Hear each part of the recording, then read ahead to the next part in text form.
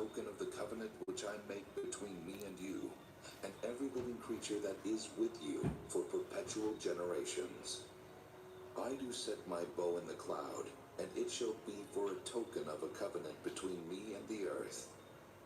And it shall come to pass, when I bring a cloud over the earth, that the bow shall be seen in the cloud. And I will remember my covenant, which is between me and you and every living creature of all flesh. And the waters shall no more become a flood to destroy all flesh. And the bow shall be in the cloud, and I will look upon it, that I may remember the everlasting covenant between God and every living creature of all flesh that is upon the earth.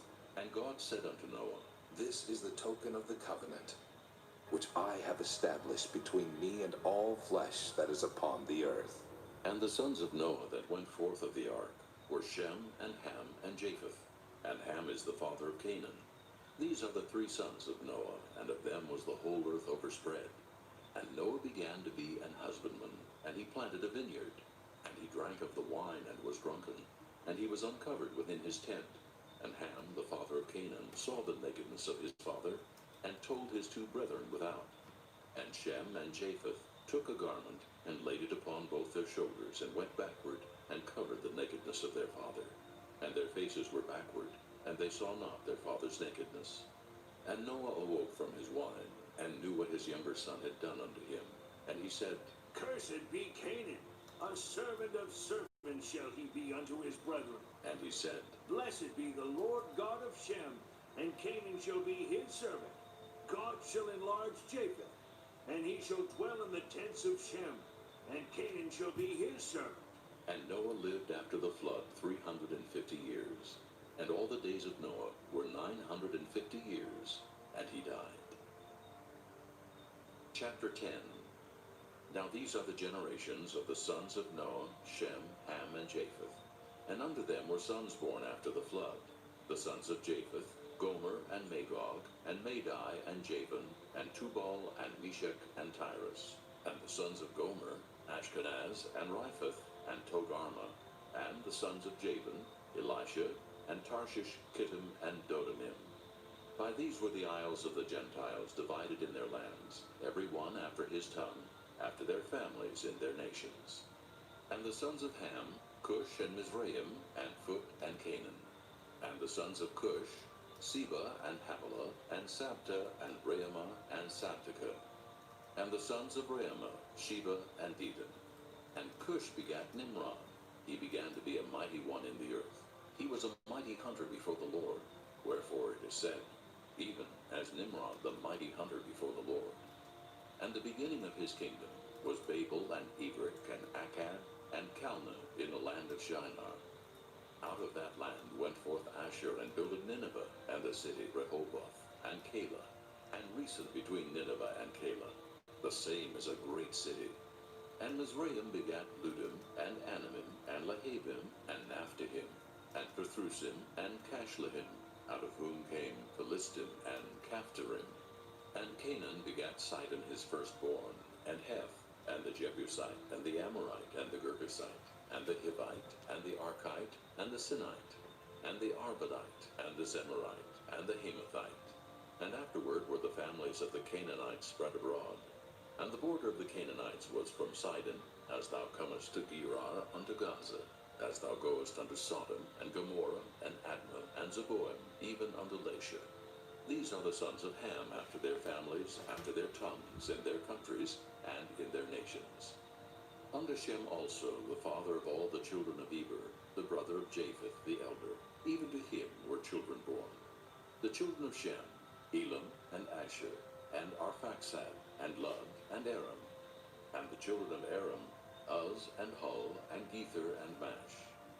And Arphaxad begat Salah, and Salah begat Eber. And unto Eber were born two sons. The name of one was Peleg, for in his days was the earth divided.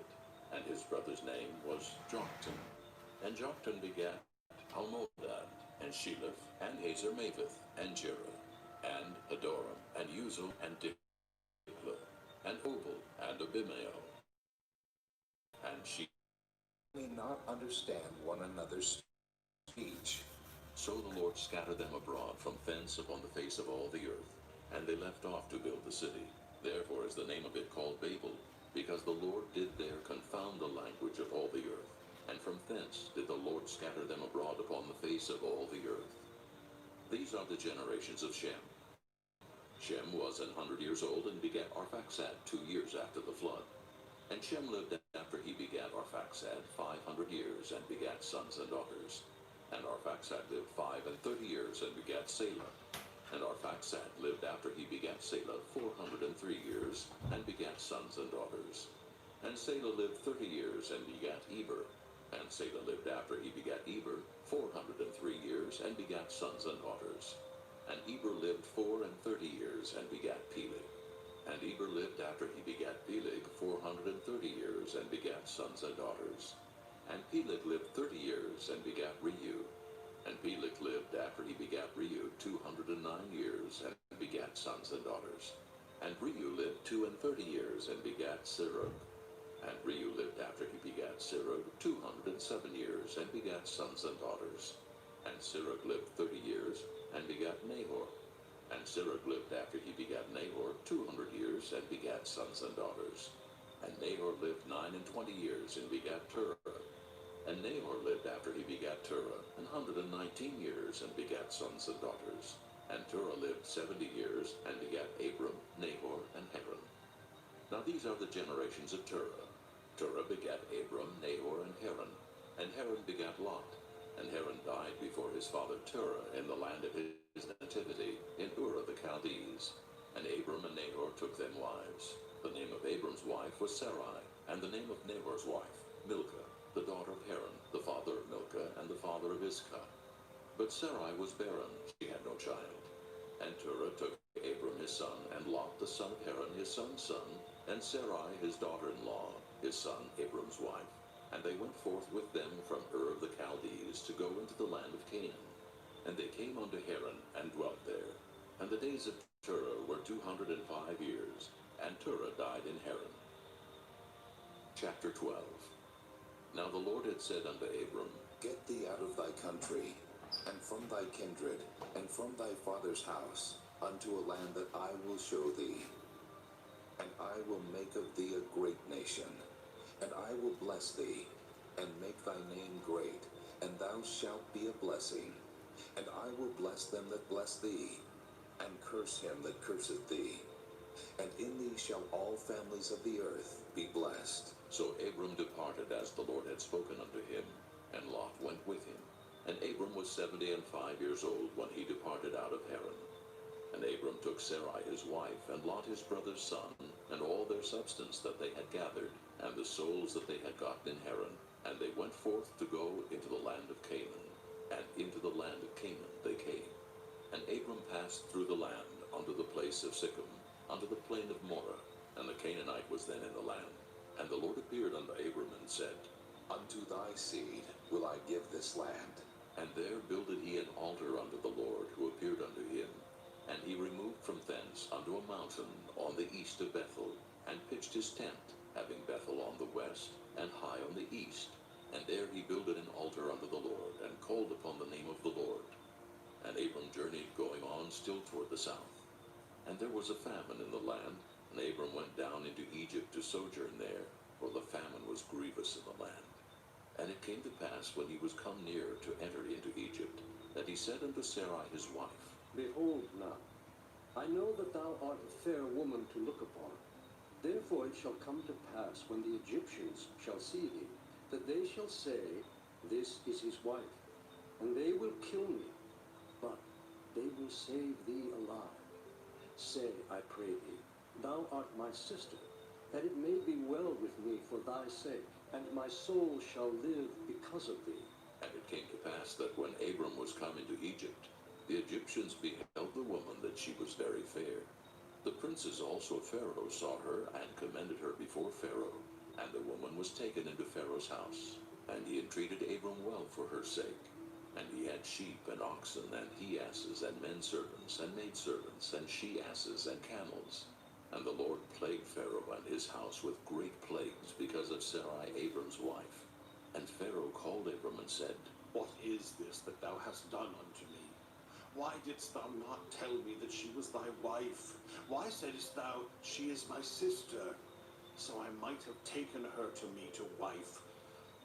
Now, therefore, behold thy wife, take her, and go thy way. And Pharaoh commanded his men concerning him, and they sent him away, and his wife, and all that he had. Chapter 13. And Abram went up out of Egypt, he and his wife, and all that he had, and Lot with him into the south. And Abram was very rich in cattle, and silver, and in gold.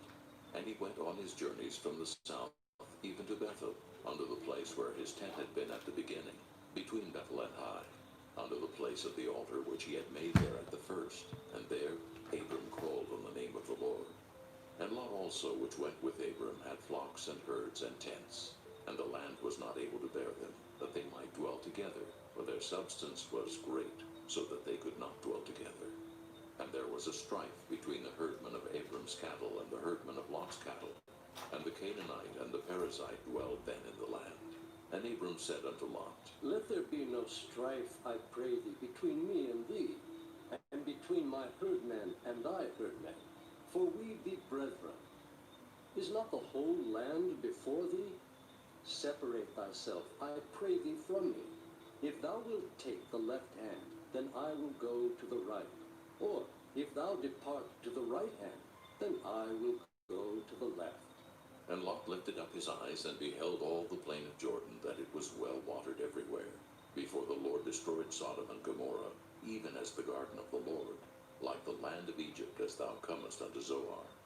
Then Lot chose him all the plain of Jordan, and Lot journeyed east, and they separated themselves the one from the other. Abram dwelled in the land of Canaan, and Lot dwelled in the cities of the plain, and pitched his tent toward Sodom. But the men of Sodom were wicked and sinners before the Lord exceedingly. And the Lord said unto Abram, after that Lot was separated from him, Lift up now thine eyes, and look from the place where thou art, northward, and southward, and eastward, and westward. For all the land which thou seest, to thee will I give it, and to thy seed forever. And I will make thy seed as the dust of the earth, so that if a man can number the dust of the earth, then shall thy seed also be numbered. Arise, walk through the land in the length of it, and in the breadth of it, for I will give it unto thee. Then Abram removed his tent, and came and dwelt in the plain of Mamre, which is in Hebron, and built there an altar unto the Lord.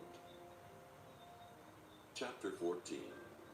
And it came to pass in the days of Amraphel, king of Shinar, Arioch, king of Elasar, Chedorlaomer, king of Elam, and Tidal, king of nations, that these made war with Bera, king of Sodom, and with Birsha, king of Gomorrah, Shinab, king of Admah, and Shemeber, king of Zeboim, and the king of Bela, which is Zoar. All these were joined together in the vale of Siddim, which is the Salt Sea. 12 years they served Chedorlaomer, and in the 13th year they rebelled. And in the 14th year came Chedorlaomer and the kings that were with him, and smote the Rephaims in Ashtaroth Karnaim, and the Zuzims in Ham, and the Emims in Shebekariathaim, and the Horites in their Mount Seir, unto El Paran, which is by the wilderness. And they returned and came to En-Mishpat, which is Kadesh, and smote all the country of the Amalekites, and also the Amorites that dwell in Hazazon Tamar. And there went out the king of Sodom, and the king of Gomorrah, and the king of Admah, and the king of Zeboim, and the king of Bela, the same is Zoar. And they joined battle with them in the vale of Siddim, with Chedorlaomer, the king of Elam, and with Tidal, king of nations, and Amraphel, king of Shinar, and Arioch, king of Elasar, 4 kings with 5. And the vale of Siddim was full of slime pits, and the kings of Sodom and Gomorrah fled and fell there, and they that remained fled to the mountain. And they took all the goods of Sodom and Gomorrah, and all their victuals, and went their way. And they took Lot, Abram's brother's son, who dwelt in Sodom, and his goods, and departed. And there came one that had escaped, and told Abram the Hebrew, for he dwelt in the plain of Mamre the Amorite, brother of Eshcol, and brother of Aner. And these were confederate with Abram. And when Abram heard that his brother was taken captive, he armed his trained servants, born in his own house, 318, and pursued them unto Dan.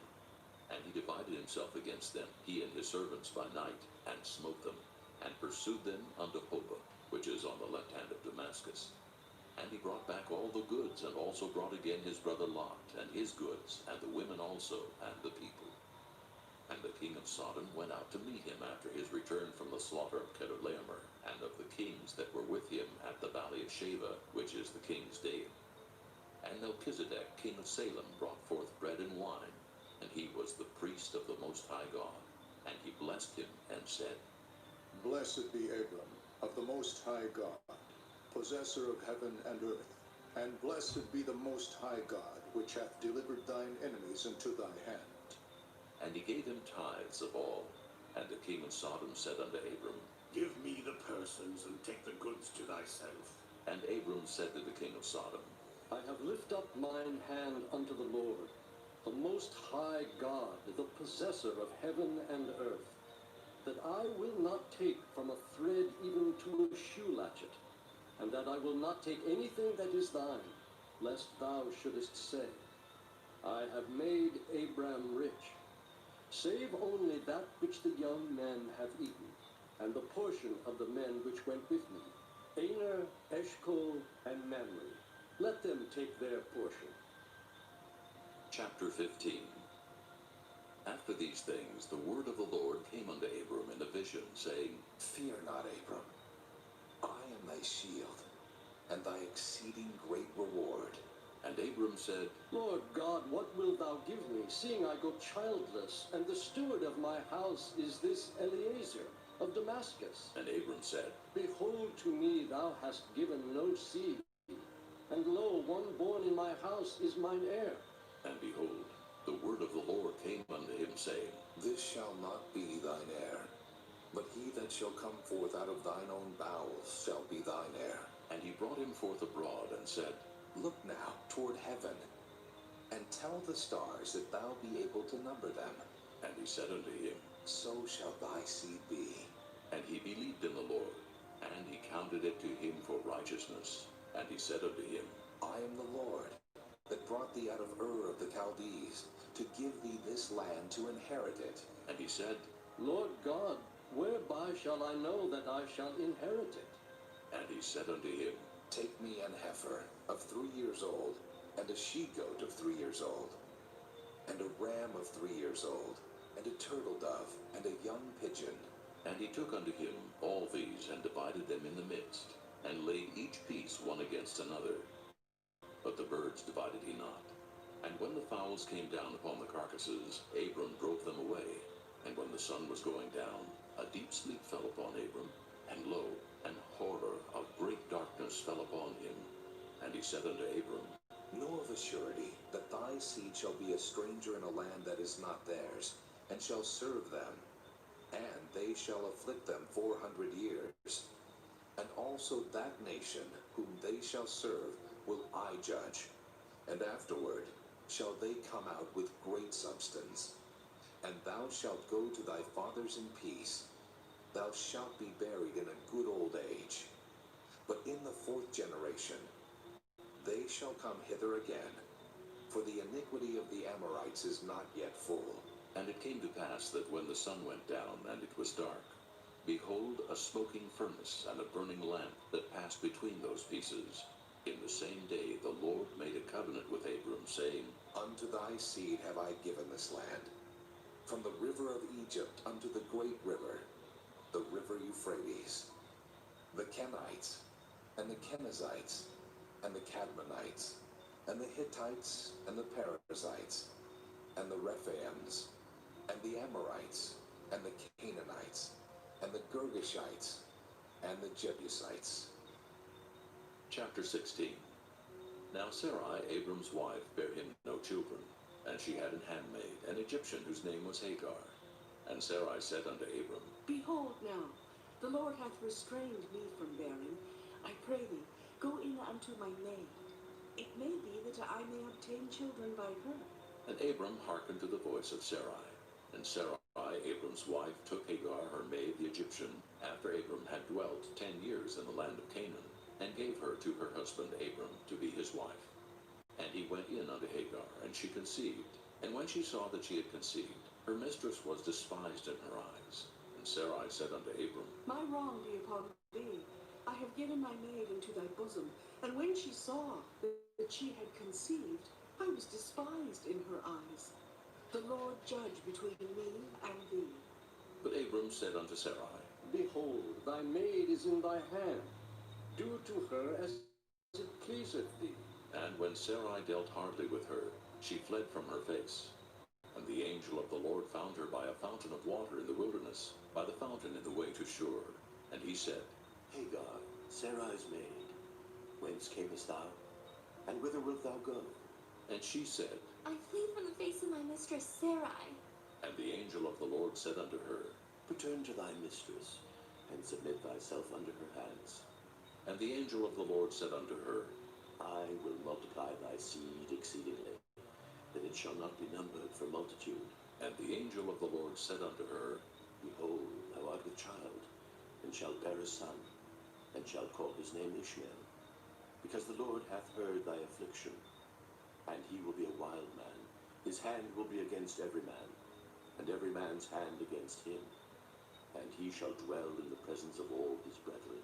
And she called the name of the Lord that spake unto her, Thou God seest me. for she said, Have I also here looked after him that seeth me? Wherefore the well was called Beer-lahai-roi. Behold, it is between Kadesh and Bered.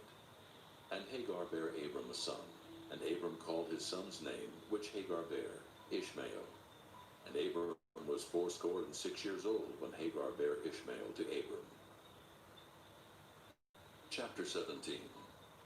And when Abram was 90 years old and 9, the Lord appeared to Abram and said unto him, I am the Almighty God. Walk before me, and be thou perfect. And I will make my covenant between me and thee, and will multiply thee exceedingly. And Abram fell on his face, and God talked with him, saying, As for me, behold, my covenant is with thee, and thou shalt be a father of many nations. Neither shall thy name any more be called Abram, but thy name shall be Abraham, for a father of many nations have I made thee. And I will make thee exceeding fruitful, and I will make nations of thee, and kings shall come out of thee. And I will establish my covenant between me and thee, and thy seed after thee in their generations, for an everlasting covenant, to be a God unto thee, and to thy seed after thee. And I will give unto thee, and to thy seed after thee, the land wherein thou art a stranger, all the land of Canaan, for an everlasting possession, and I will be their God. And God said unto Abraham, Thou shalt keep my covenant therefore, thou and thy seed after thee in their generations. This is my covenant which ye shall keep between me and you and thy seed after thee. Every man-child among you shall be circumcised, and ye shall circumcise the flesh of your foreskin, and it shall be a token of the covenant betwixt me and you. And he that is 8 days old shall be circumcised among you, every man-child in your generations. He that is born in the house, or bought with money of any stranger, which is not of thy seed, he that is born in thy house, and he that is bought with thy money, must needs be circumcised. And my covenant shall be in your flesh for an everlasting covenant. And the uncircumcised man-child, whose flesh of his foreskin is not circumcised, that soul shall be cut off from his people. He hath broken my covenant. And God said unto Abraham, As for Sarai thy wife, thou shalt not call her name Sarai, but Sarah shall her name be. And I will bless her, and give thee a son also of her. Yea, I will bless her, and she shall be a mother of nations. Kings of people shall be of her. Then Abraham fell upon his face and laughed, and said in his heart, Shall a child be born unto him that is 100 years old? And shall Sarah that is 90 years old bear?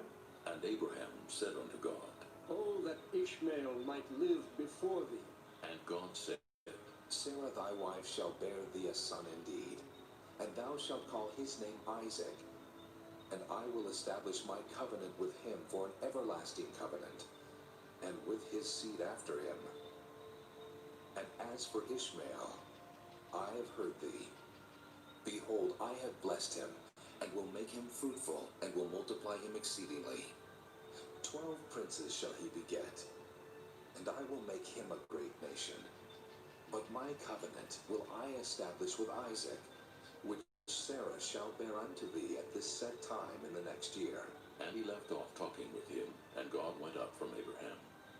And Abraham took Ishmael his son, and all that were born in his house, and all that were bought with his money, every male among the men of Abraham's house, and circumcised the flesh of their foreskin in the selfsame day, as God had said unto him.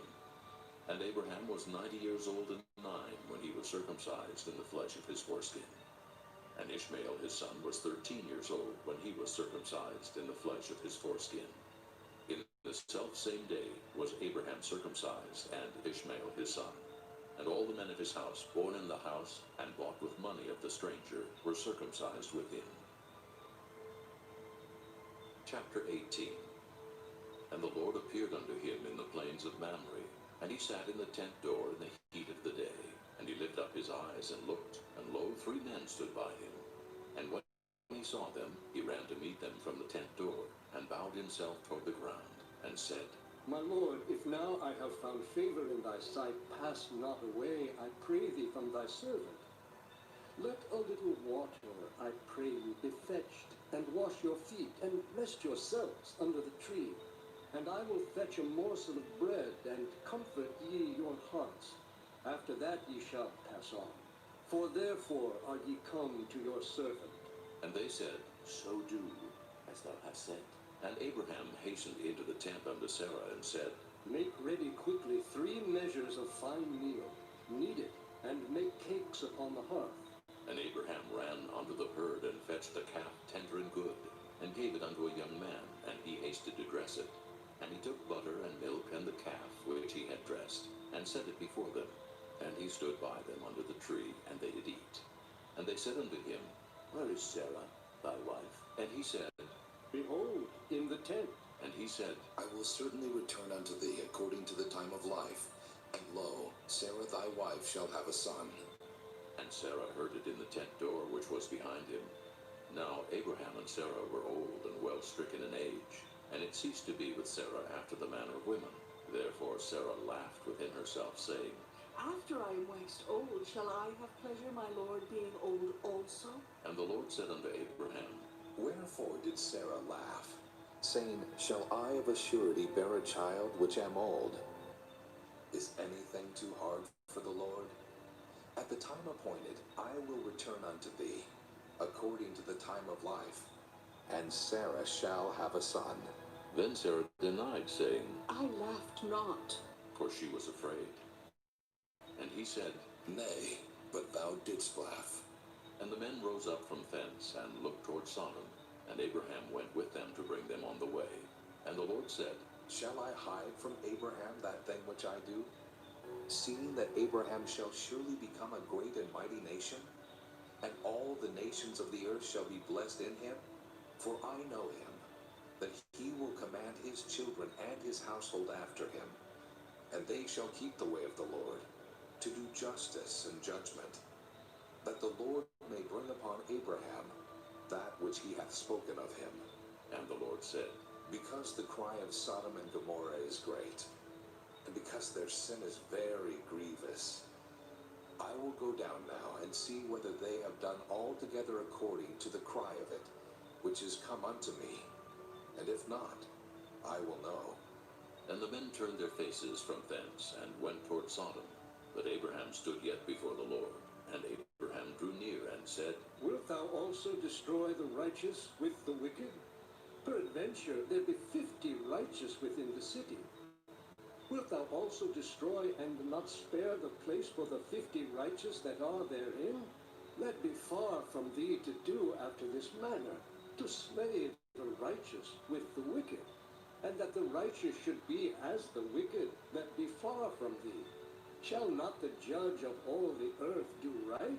And the Lord said, If I find in Sodom 50 righteous within the city, then I will will spare all the place for their sakes.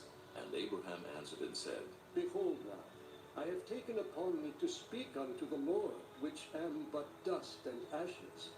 Peradventure there shall lack 5 of the 50 righteous. Wilt thou destroy all the city for lack of 5? And he said, If I find there 40 and 5, I will not destroy it.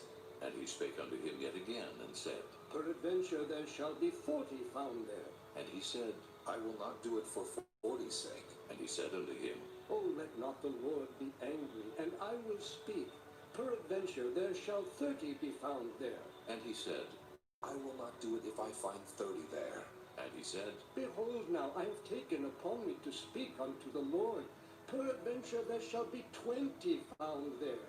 And he said, I will not destroy it for 20's sake. And he said, Oh, let not the Lord be angry, and I will speak yet but this once.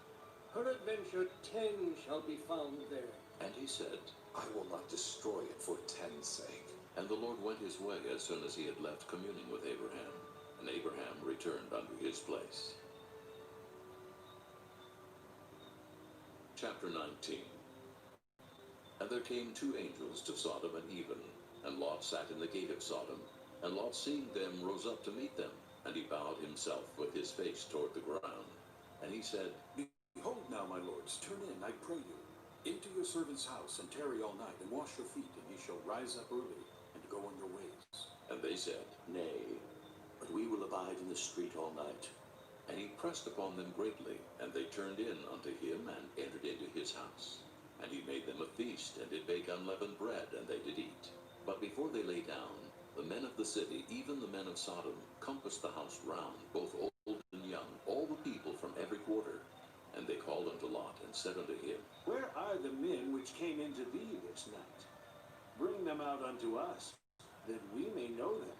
And Lot went out at the door unto them, and shut the door after him, and said, I pray you, brethren, do not so wickedly. Behold now, I have 2 daughters which have not known man. Let me, I pray you, bring them out unto you, and do ye to them as is good in your eyes. Only unto these men do nothing, for therefore came they under the shadow of my roof. And they said, Stand back. And they said again, This one fellow came in to sojourn, and he will needs be a judge. Now will we deal worse with thee than with them. And they pressed sore upon the man, even Lot, and came near to break the door. But the men put forth their hand, and pulled Lot into the house to them, and shut to the door. And they smote the men that were at the door of the house with blindness, both small and great, so that they wearied themselves to find the door. And the men said unto Lot, Hast thou here any besides, son-in-law, and thy sons, and thy daughters, and whatsoever thou hast in the city, bring them out of this place. For we will destroy this place, because the cry of them is waxen great before the face of the Lord, and the Lord hath sent us to destroy it. And Lot went out, and spake unto his sons-in-law, which married his daughters, and said, Get you out of this place, for the Lord will destroy this city. But he seemed as one that mocked unto his sons-in-law. And when the morning arose, then the angels hastened Lot, saying, Arise, take thy wife and thy 2 daughters which are here, lest thou be consumed in the iniquity of the city. And while he lingered, the men laid hold upon his hand, and upon the hand of his wife, and upon the hand of his 2 daughters, the Lord being merciful unto him. And they brought him forth, and set him without the city. And it came to pass, when they had brought them forth abroad, that he said, Escape for thy life. Look not behind thee, neither stay thou in all the plain. Escape to the mountain, lest thou be consumed. And Lot said unto them, Oh, not so, my lord. Behold now, thy servant hath found grace in thy sight, and thou hast magnified thy mercy, which thou hast showed unto me in saving my life. And I cannot escape to the mountain, lest some evil take me and I die. Behold now, this city is near to flee unto, and it is a little one. Oh, let me escape thither. Is it not a little one? And my soul shall live. And he said unto him, See, I have accepted thee concerning this thing also, that I will not overthrow this city, for the which thou hast spoken. Hastily escape thither, for I cannot do anything till thou be come thither. Therefore the name of the city was called Zoar. The sun was risen upon the earth when Lot entered into Zoar. Then the Lord upon Sodom and upon Gomorrah brimstone and fire from the Lord out of heaven. And he overthrew those cities, and all the plain, and all the inhabitants of the cities, and that which grew upon the ground. But his wife looked back from behind him, and she became a pillar of salt. And Abraham gat up early in the morning to the place where he stood before the Lord. And he looked toward Sodom and Gomorrah, and toward all the land of the plain, and beheld, and lo, the smoke of the country went up as the smoke of a furnace. And it came to pass, when God destroyed the cities of the plain, that God remembered Abraham, and sent Lot out of the midst of the overthrow, when he overthrew the cities in the which Lot dwelt. And Lot went up out of Zoar, and dwelt in the mountain, and his 2 daughters with him, for he feared to dwell in Zoar. And he dwelt in a cave, he and his 2 daughters. And the firstborn said unto the younger, Our father is old, and there is not a man in the earth to come in unto us after the manner of all the earth. Come, let us make our father drink wine, and we will lie with him, that we may preserve seed of our father. And they made their father drink wine that night. And the firstborn went in and lay with her father. And he perceived not when she lay down, nor when she arose. And it came to pass on the morrow, that the firstborn said unto the younger, Behold, I lay yesternight with my father. Let us make him drink wine this night also. And go thou in, and lie with him, that we may preserve seed of our father. And they made their father drink wine that night also. And the younger arose and lay with him. And he perceived not when she lay down, nor when she arose. Thus were both the daughters of Lot with child by their father. And the firstborn bare a son, and called his name Moab. The same is the father of the Moabites unto this day. And the younger she also bare a son, and called his name Ben-ammi. The same is the father of the children of Ammon unto this day. Chapter 20. And Abraham journeyed from thence toward the south country, and dwelled between Kadesh and Shur, and sojourned in Gerar. And Abraham said of Sarah his wife, She is my sister. And Abimelech king of Gerar sent and took Sarah. But God came to Abimelech in a dream by night, and said to him, Behold, thou art but a dead man, for the woman which thou hast taken, for she is a man's wife. But Abimelech had not come near her, and he said, Lord, wilt thou slay also a righteous nation? Said he not unto me, She is my sister? And she, even she herself, said, He is my brother. In the integrity of my heart and innocency of my hands have I done this. And God said unto him in a dream, Yea, I know that thou didst this in the integrity of thy heart, for I also withheld thee from sinning against me. Therefore suffered I thee not to touch her. Now therefore restore the man his wife, for he is a prophet, and he shall pray for thee, and thou shalt live. And if thou restore her not, know thou that thou shalt surely die, thou and all that are thine. Therefore Abimelech rose early in the morning, and called all his servants, and told all these things in their ears. And the men were sore afraid. Then Abimelech called Abraham, and said unto him, What hast thou done unto us? And what have I offended thee? That thou hast brought on me and on my kingdom a great sin? Thou hast done deeds unto me that ought not to be done. And Abimelech said unto Abraham, What sawest thou that thou hast done this thing? And Abraham said, Because I thought, surely the fear of God is not in this place, and they will slay me for my wife's sake. And yet indeed she is my sister. She is the daughter of my father, but not the daughter of my mother, and she became my wife. And it came to pass, when God caused me to wander from my father's house, that I said unto her, This is thy kindness which thou shalt show unto me. At every place whither he shall come, say of me, He is my brother.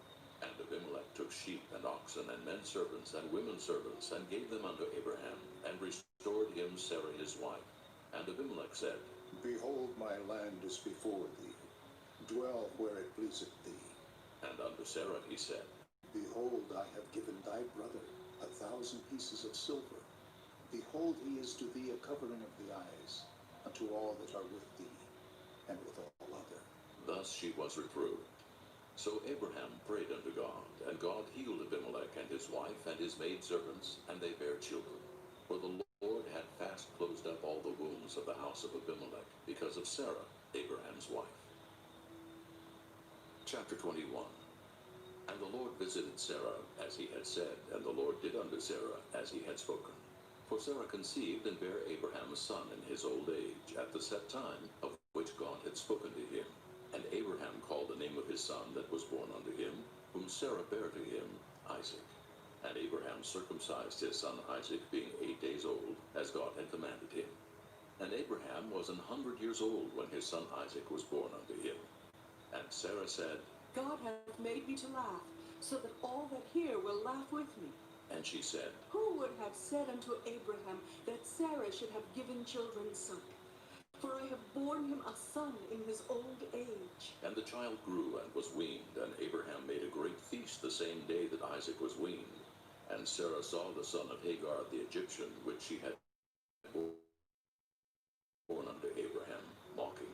Wherefore she said unto Abraham, Cast out this bondwoman and her son, for the son of this bondwoman shall not be heir with my son, even with Isaac. And the thing was very grievous in Abraham's sight because of his son. And God said unto Abraham, Let it not be grievous in thy sight because of the lad, and because of thy bondwoman. In all that Sarah hath said unto thee, hearken unto her voice.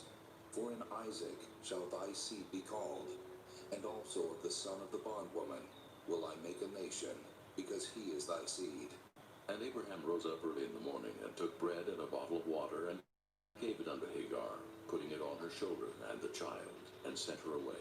And she departed and wandered in the wilderness of Beersheba, and the water was spent in the bottle. And she cast the child under one of the shrubs. And she went and sat her down over against him a good way off, as it were a bow shot. For she said, Let me not see the death of the child. And she sat over against him, and lifted up her voice and wept. And God heard the voice of the lad. And the angel of God called to Hagar out of heaven, and said unto her, What aileth thee, Hagar? Fear not, for God hath heard the voice of the lad where he is. Arise, lift up the lad, and hold him in thine hand, for I will make him a great nation. And God opened her eyes, and she saw a well of water, and she went and filled the bottle with water, and gave the lad drink. And God was with the lad, and he grew and dwelt in the wilderness, and became an archer. And he dwelt in the wilderness of Paran, and his mother took him a wife out of the land of Egypt. And it came to pass at that time that Abimelech and Phicol, the chief captain of his host, spake unto Abraham, saying, God is with thee in all that thou doest. Now therefore swear unto me here by God that thou wilt not deal falsely with me, nor with my son, nor with my son's son, but according to the kindness that I have done unto thee, thou shalt do unto me, and to the land wherein thou hast sojourned. And Abraham said, I will swear. And Abraham reproved Abimelech because of a well of water which Abimelech's servants had violently taken away. And Abimelech said, I wot not who hath done this thing, neither didst thou tell me, neither yet heard I of it, but today.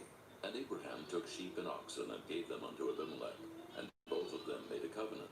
And Abraham set 7 ewe lambs of the flock by themselves. And Abimelech said unto Abraham, What mean these 7 ewe lambs, which thou hast set by themselves? And he said, For these 7 ewe lambs shalt thou take of my hand, that they may be a witness unto me, that I have digged this well.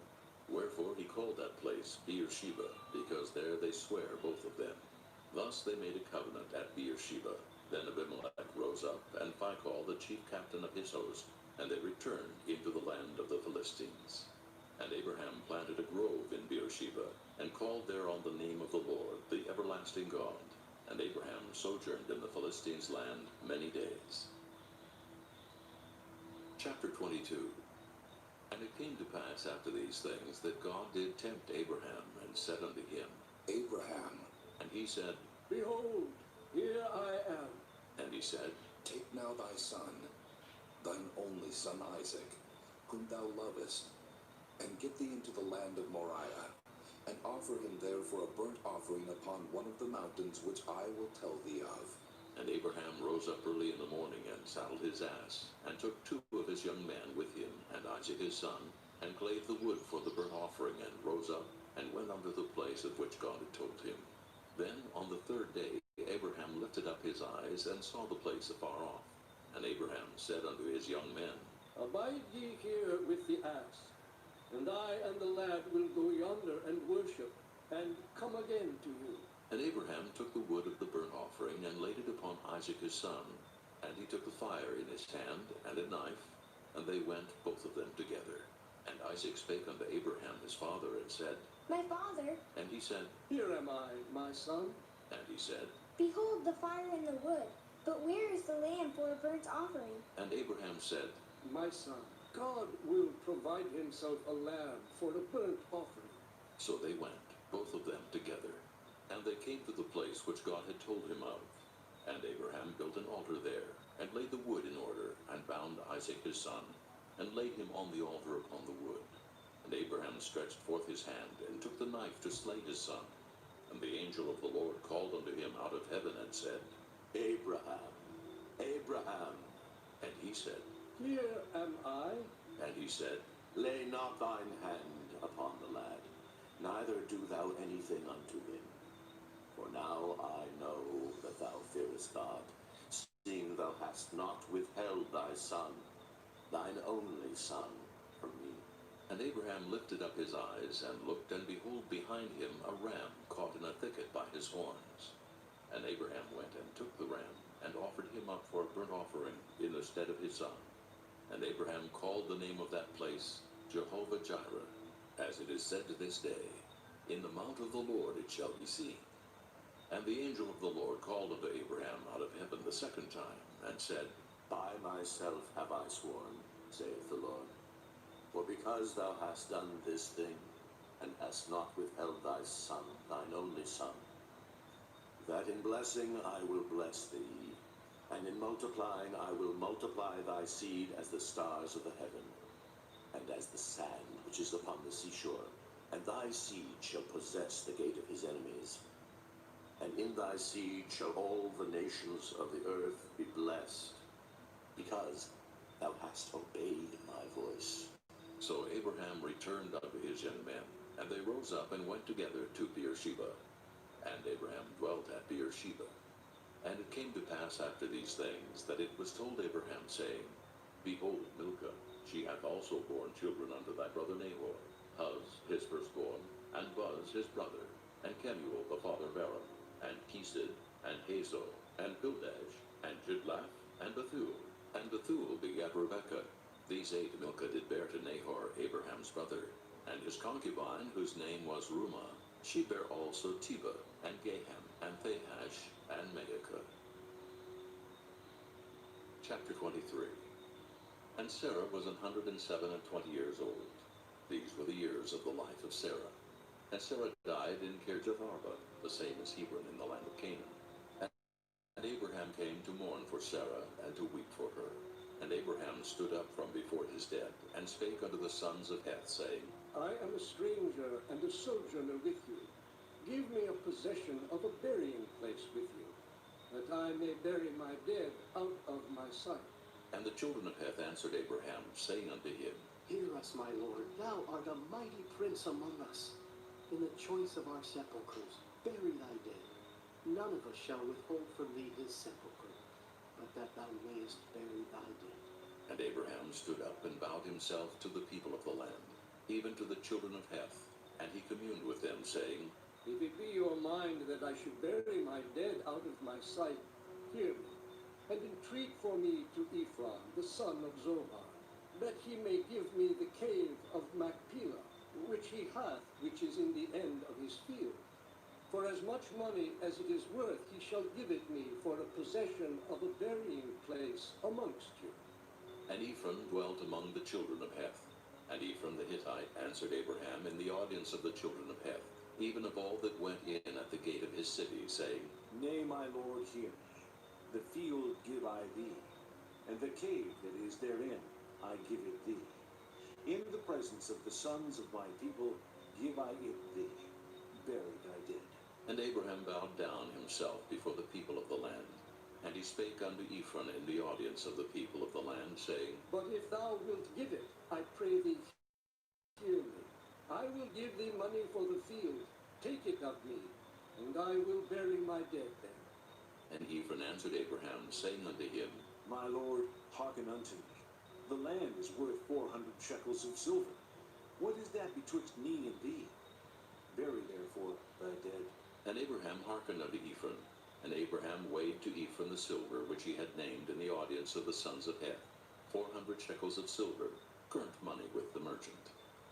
And the field of Ephron, which was in Machpelah, which was before Mamre, the field and the cave which was therein, and all the trees that were in the field, that were in all the borders round about, were made sure unto Abraham for a possession in the presence of the children of Heth, before all that went in at the gate of his city. And after this, Abraham buried Sarah his wife in the cave of the field of Machpelah, before Mamre, the same as Hebron in the land of Canaan. And the field and the cave that is therein were made sure unto Abraham for a possession of a burying place by the sons of Heth. Chapter 24. And Abraham was old and well stricken in age, and the Lord had blessed Abraham in all things. And Abraham said unto his eldest servant of his house, that ruled over all that he had, Put, I pray thee, thy hand under my thigh, and I will make thee swear by the Lord, the God of heaven and the God of the earth, that thou shalt not take a wife unto my son of the daughters of the Canaanites, among whom I dwell. But thou shalt go unto my country, and to my kindred, and take a wife unto my son Isaac. And the servant said unto him, Peradventure the woman will not be willing to follow me unto this land. Must I needs bring thy son again unto the land from whence thou camest? And Abraham said unto him, Beware thou that thou bring not my son thither again. The Lord God of heaven, which took me from my father's house, and from the land of my kindred, and which spake unto me, and that sware unto me, saying, Unto thy seed will I give this land. He shall send his angel before thee, and thou shalt take a wife unto my son from thence. And if the woman will not be willing to follow thee, then thou shalt be clear from this my oath. Only bring not my son thither again. And the servant put his hand under the thigh of Abraham his master, and swore to him concerning that matter. And the servant took 10 camels of the camels of his master, and departed. For all the goods of his master were in his hand. And he arose and went to Mesopotamia, unto the city of Nahor. And he made his camels to kneel down without the city by a well of water, at the time of the evening, even the time that women go out to draw water. And he said, O Lord God of my master Abraham, I pray thee, send me good speed this day, and show kindness unto my master Abraham. Behold, I stand here by the well of water, and the daughters of the men of the city come out to draw water. And let it come to pass, that the damsel to whom I shall say, Let down thy pitcher, I pray thee, that I may drink. And she shall say, Drink, and I will give thy camels drink also. Let the same be she that thou hast appointed for thy servant Isaac. And thereby shall I know that thou hast showed kindness unto my master. And it came to pass, before he had done speaking, that behold, Rebekah came out, who was born of Bethuel, son of Milcah, the wife of Nahor, Abraham's brother, with her pitcher upon her shoulder. And the damsel was very fair to look upon, a virgin, neither had any man known her. And she went down to the well, and filled her pitcher, and came up. And the servant ran to meet her, and said, Let me, I pray thee, drink a little water of thy pitcher. And she said, Drink, my lord. And she hasted and let down her pitcher upon her hand, and gave him drink. And when she had done giving him drink, she said, I will draw water for thy camels also, until they have done drinking. And she hasted and emptied her pitcher into the trough, and ran again unto the well to draw water, and drew for all his camels. And the man wondering at her held his peace, to wit whether the Lord had made his journey prosperous or not. And it came to pass, as the camels had done drinking, that the man took a golden earring of 1/2 shekel weight, and 2 bracelets for her hands, of 10 shekels weight of gold, and said, Whose daughter art thou? Tell me, I pray thee, is there room in thy father's house for us to lodge in? And she said unto him, I am the daughter of Bethuel, the son of Milcah, which she bare unto Nahor. She said moreover unto him, We have both straw and provender enough, and room to lodge in. And the man bowed down his head, and worshipped the Lord. And he said, Blessed be the Lord God of my master Abraham, who hath not left destitute my master of his mercy and his truth. I being in the way, the Lord led me to the house of my master's brethren. And the damsel ran and told them of her mother's house these things. And Rebekah had a brother, and his name was Laban. And Laban ran out unto the man under the well. And it came to pass, when he saw the earring and bracelets upon his sister's hands, and when he heard the words of Rebekah his sister, saying, Thus spake the man unto me, that he came unto the man. And behold, he stood by the camels at the well. And he said, Come in, thou blessed of the Lord. Wherefore standest thou without? For I have prepared the house and room for the camels. And the man came into the house, and he ungirded his camels, and gave straw and provender for the camels, and water to wash his feet, and the men's feet that were with him. And there was set meat before him to eat. But he said, I will not eat until I have told mine errand. And he said, Speak on. And he said, I am Abraham's servant, and the Lord hath blessed my master greatly. And he is become great, and he hath given him flocks and herds, and silver and gold, and menservants and maidservants, and camels and asses. And Sarah my master's wife bare a son to my master when she was old, and unto him hath he given all that he hath. And my master made me swear, saying, Thou shalt not take a wife to my son of the daughters of the Canaanites, in whose land I dwell. But thou shalt go unto my father's house, and to my kindred, and take a wife unto my son.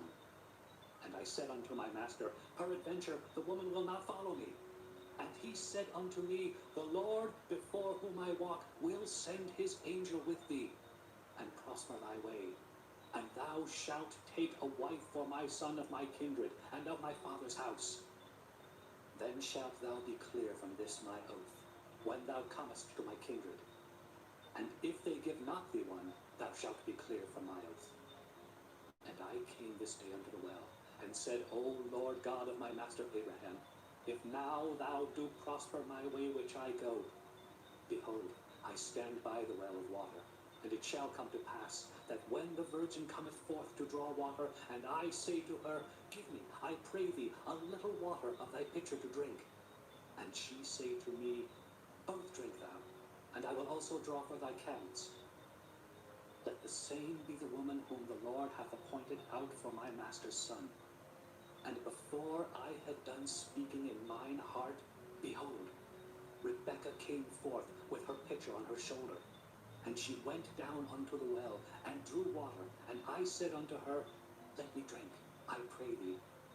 And she made haste, and let down her pitcher from her shoulder, and said, Drink, and I will give thy camels drink also.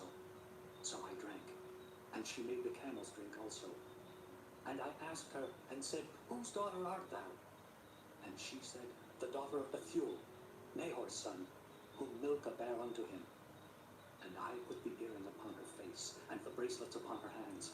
And I bowed down my head, and worshipped the Lord, and blessed the Lord God of my master Abraham, which had led me in the right way to take my master's brother's daughter unto his son. And now, if ye will deal kindly and truly with my master, tell me. And if not, tell me, that I may turn to the right hand, or to the left. Then Laban and Bethuel answered and said, The thing proceedeth from the Lord. We cannot speak unto thee bad or good. Behold, Rebekah is before thee. Take her, and go, and let her be thy master's son's wife, as the Lord hath spoken. And it came to pass that when Abraham's servant heard their words, he worshipped the Lord, bowing himself to the earth. And the servant brought forth jewels of silver and jewels of gold and raiment, and gave them to Rebekah. He gave also to her brother and to her mother precious things. And they did eat and drink, he and the men that were with him, and tarried all night. And they rose up in the morning, and he said, Send me away unto my master. And her brother and her mother said, Let the damsel abide with us a few days. At the least 10. After that, she shall go. And he said unto them, Hinder me not, seeing the Lord hath prospered my way. Send me away that I may go to my master. And they said, We will call the damsel and inquire at her mouth. And they called Rebekah and said unto her, Wilt thou go with this man? And she said, I will go. And they sent away Rebekah their sister and her nurse, and Abraham's servant and his men. And they blessed Rebekah, and said unto her, Thou art our sister, Be thou the mother of thousands of millions, and let thy seed possess the gate of those which hate thee. And Rebekah arose and her damsels, and they rode upon the camels, and followed the man. And the servant took Rebekah, and went his way. And Isaac came from the way of the well of Lahairoi, for he dwelt in the south country. And Isaac went out to meditate in the field at the eventide.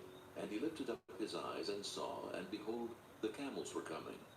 And Rebekah lifted up her eyes, and when she saw Isaac, she lighted off the camel. For she had said unto the servant, What man is this that walketh in a field to meet us? And the servant had said, It is my master. Therefore she took a veil, and covered herself. And the servant told Isaac all things that he had done.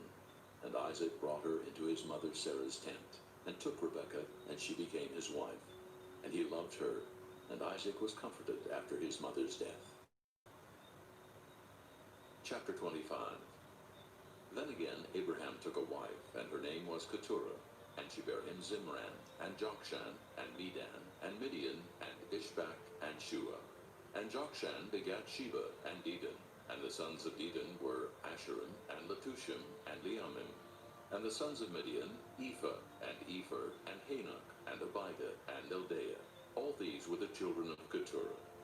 And Abraham gave all that he had unto Isaac. But unto the sons of the concubines which Abraham had, Abraham gave gifts, and sent them away from Isaac his son, while he yet lived, eastward unto the east country. And these are the days of the years of Abraham's life which he lived, 160 years. Then Abraham gave up the ghost, and died in a good old age, an old man and full of years, and was gathered to his people. And his sons Isaac and Ishmael buried him in the cave of Machpelah, in the field of Ephron the son of Zohar the Hittite, which is before Mamre, the field which Abraham purchased of the sons of Heth. There was Abraham buried, and Sarah his wife. And it came to pass after the death of Abraham, that God blessed his son Isaac, and Isaac dwelt by the well Lahairoi. Now these are the generations of Ishmael, Abraham's son, whom Hagar the Egyptian, Sarah's handmaid, bare unto Abraham. And these are the names of the sons of Ishmael by their names, according to their generations. The firstborn of Ishmael, Nebajoth, and Kedar, and Abiel, and Mibzan, and Mishma, and Duma, and Massa, Hadar, and Tema, Jetur, Naphish, and Kedemah. These are the sons of Ishmael, and these are their names by their towns and by their castles, 12 princes according to their nations. And these are the years of the life of Ishmael, 137 years. And he gave up the ghost, and died, and was gathered unto his people. And they dwelt from Havilah unto Shur, that is before Egypt, as thou goest toward Assyria. And he died in the presence of all his brethren. And these are the generations of Isaac, Abraham's son. Abraham begat Isaac, and Isaac was 40 years old when he took Rebekah to wife, the daughter of Bethuel the Syrian of Padan Aram, the sister to Laban the Syrian. And Isaac entreated the Lord for his wife, because she was barren. And the Lord was entreated of him, and Rebekah his wife conceived. And the children struggled together within her. And she said, If it be so, why am I thus? And she went to inquire of the Lord. And the Lord said unto her, 2 nations are in thy womb, and 2 manner of people shall be separated from thy bowels. And the one people shall be stronger than the other people, and the elder shall serve the younger. And when her days to be delivered were fulfilled, behold, there were twins in her womb. And the first came out red, all over like an hairy garment. And they called his name Esau. And after that came his brother out, and his hand took hold on Esau's heel. And his name was called Jacob. And Isaac was 80 years old when she bare them. And the boys grew, and Esau was a cunning hunter, a man of the field. And Jacob was a plain man, dwelling in tents. And Isaac loved Esau, because he did eat of his venison. But Rebekah loved Jacob. And Jacob saw the pottage, and Esau came from the field, and he was faint. And Esau said to Jacob, Feed me, I pray thee, with that same red pottage, for I am faint. Therefore was his name called Edom. And Jacob said, Sell me this day thy birthright. And Esau said, Behold, I am at the point to die, and what profit shall this birthright do to me? And Jacob said, Swear to me this day. And he sware unto him, and he sold his birthright unto Jacob. Then Jacob gave Esau bread and pottage of lentils, and he did eat and drink, and rose up and went his way. Thus Esau despised his birthright. Chapter 26. And there was a famine in the land, beside the first famine that was in the days of Abraham. And Isaac went unto Abimelech, king of the Philistines, unto Gerar. And the Lord appeared unto him, and said, Go not down into Egypt. Dwell in the land which I shall tell thee of. Sojourn in this land, and I will be with thee, and will bless thee. For unto thee and unto thy seed I will give all these countries, and I will perform the oath which I swear unto Abraham thy father. And I will make thy seed to multiply as the stars of heaven, and will give unto thy seed all these countries. And in thy seed shall all the nations of the earth be blessed, because that Abraham obeyed my voice, and kept my charge, my commandments, my statutes, and my laws. And Isaac dwelt in Gerar, and the men of the place asked him of his wife, and he said, She is my sister. For he feared to say, She is my wife. Lest, said he, the men of the place should kill me for Rebekah, because she was fair to look upon. And it came to pass, when he had been there a long time, that Abimelech, king of the Philistines, looked out at a window, and saw, and behold, Isaac was sporting with Rebekah his wife. And Abimelech called Isaac, and said, Behold, of a surety she is thy wife. And how saidst thou, She is my sister? And Isaac said unto him, Because I said, Lest I die for her. And Abimelech said, What is this thou hast done unto us? One of the people might lightly have lain with thy wife, and thou shouldest have brought guiltiness upon us. And Abimelech charged all his people, saying, He that toucheth this man, or his wife, shall surely be put to death. Then Isaac sowed in that land, and received in the same year 100-fold. And the Lord blessed him. And the man waxed great, and went forward, and grew until he became very great. For he had possession of flocks, and possession of herds, and great store of servants. And the Philistines envied him, for all the wells which his father's servants had digged in the days of Abraham his father, the Philistines had stopped them, and filled them with earth. And Abimelech said unto Isaac, Go from us, for thou art much mightier than we. And Isaac departed thence, and pitched his tent in the valley of Gerar, and dwelt there. And Isaac digged again the wells of water which they had digged in the days of Abraham his father, for the Philistines had stopped them after the death of Abraham. And he called their names after the names by which his father had called them. And Isaac's servants digged in the valley, and found there a well of springing water. And the herdmen of Gerar did strive with Isaac's herdmen, saying, The water is ours. And he called the name of the well Esek, because they strove with him. And they digged another well, and strove for that also. And he called the name of it Sitnah. And he removed from thence, and digged another well, and for that they strove not. And he called the name of it Rehoboth. And he said, For now the Lord hath made room for us, and we shall be fruitful in the land. And he went up from thence to Beersheba. And the Lord appeared unto him the same night, and said, I am the God of Abraham thy father.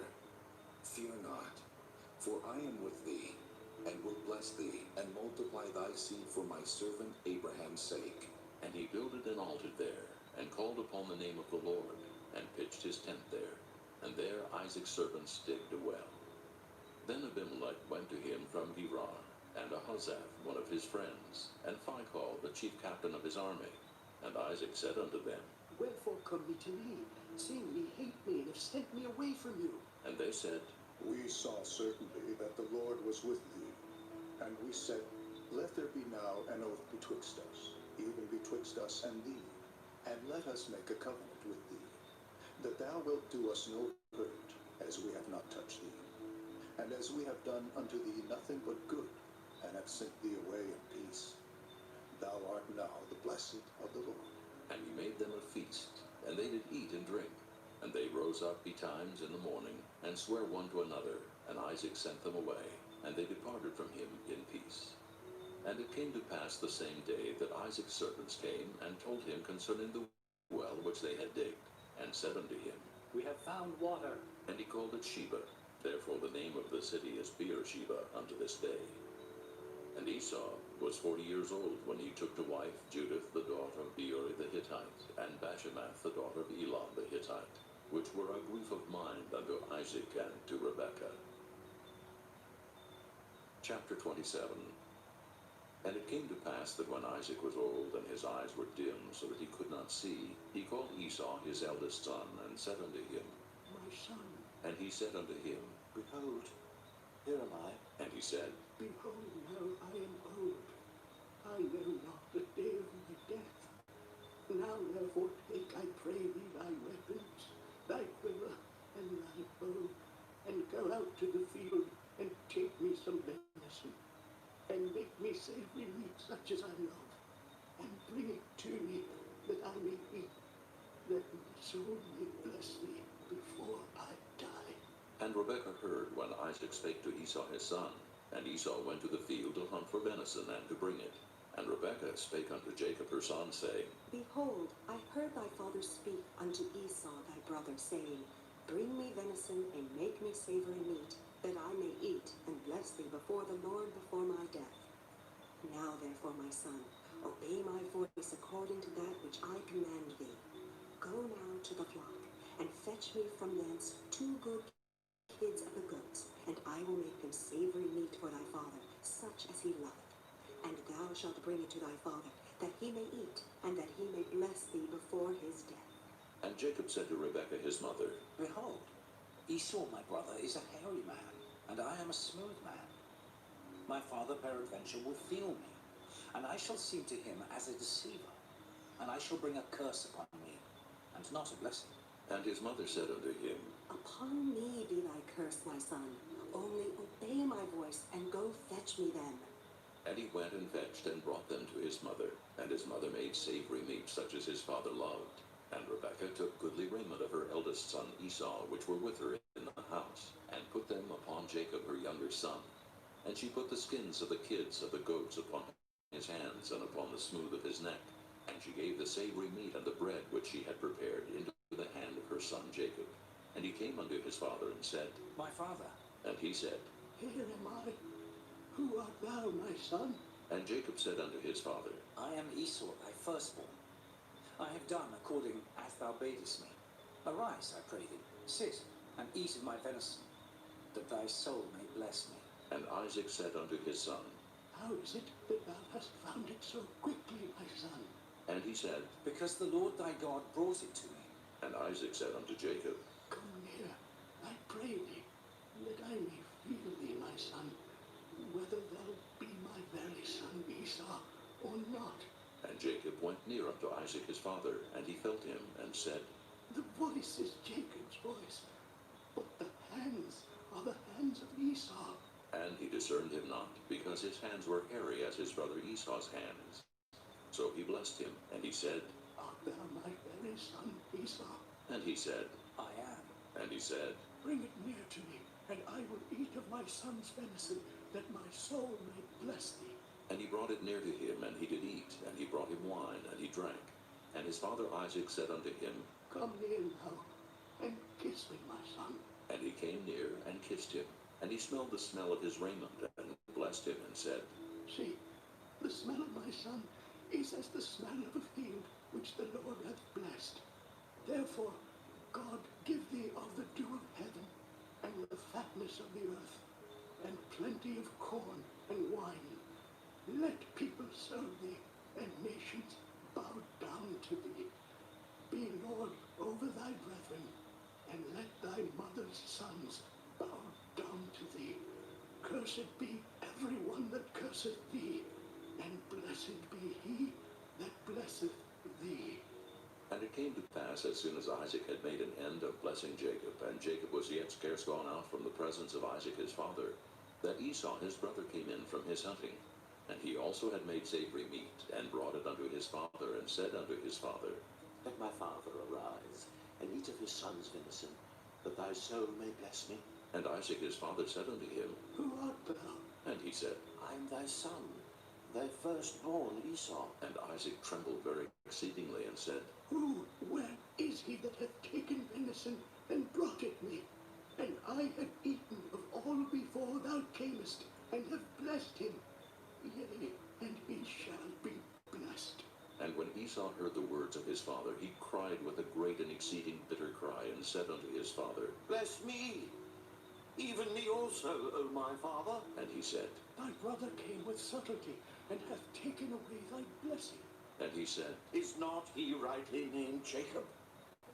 For he hath supplanted me these 2 times. He took away my birthright, and behold, now he hath taken away my blessing. And he said, Hast thou not reserved a blessing for me? And Isaac answered and said unto Esau, Behold, I have made him thy lord, and all his brethren have I given to him for servants, and with corn and wine have I sustained him. And what shall I do now unto thee, my son? And Esau said unto his father, Hast thou but one blessing, my father?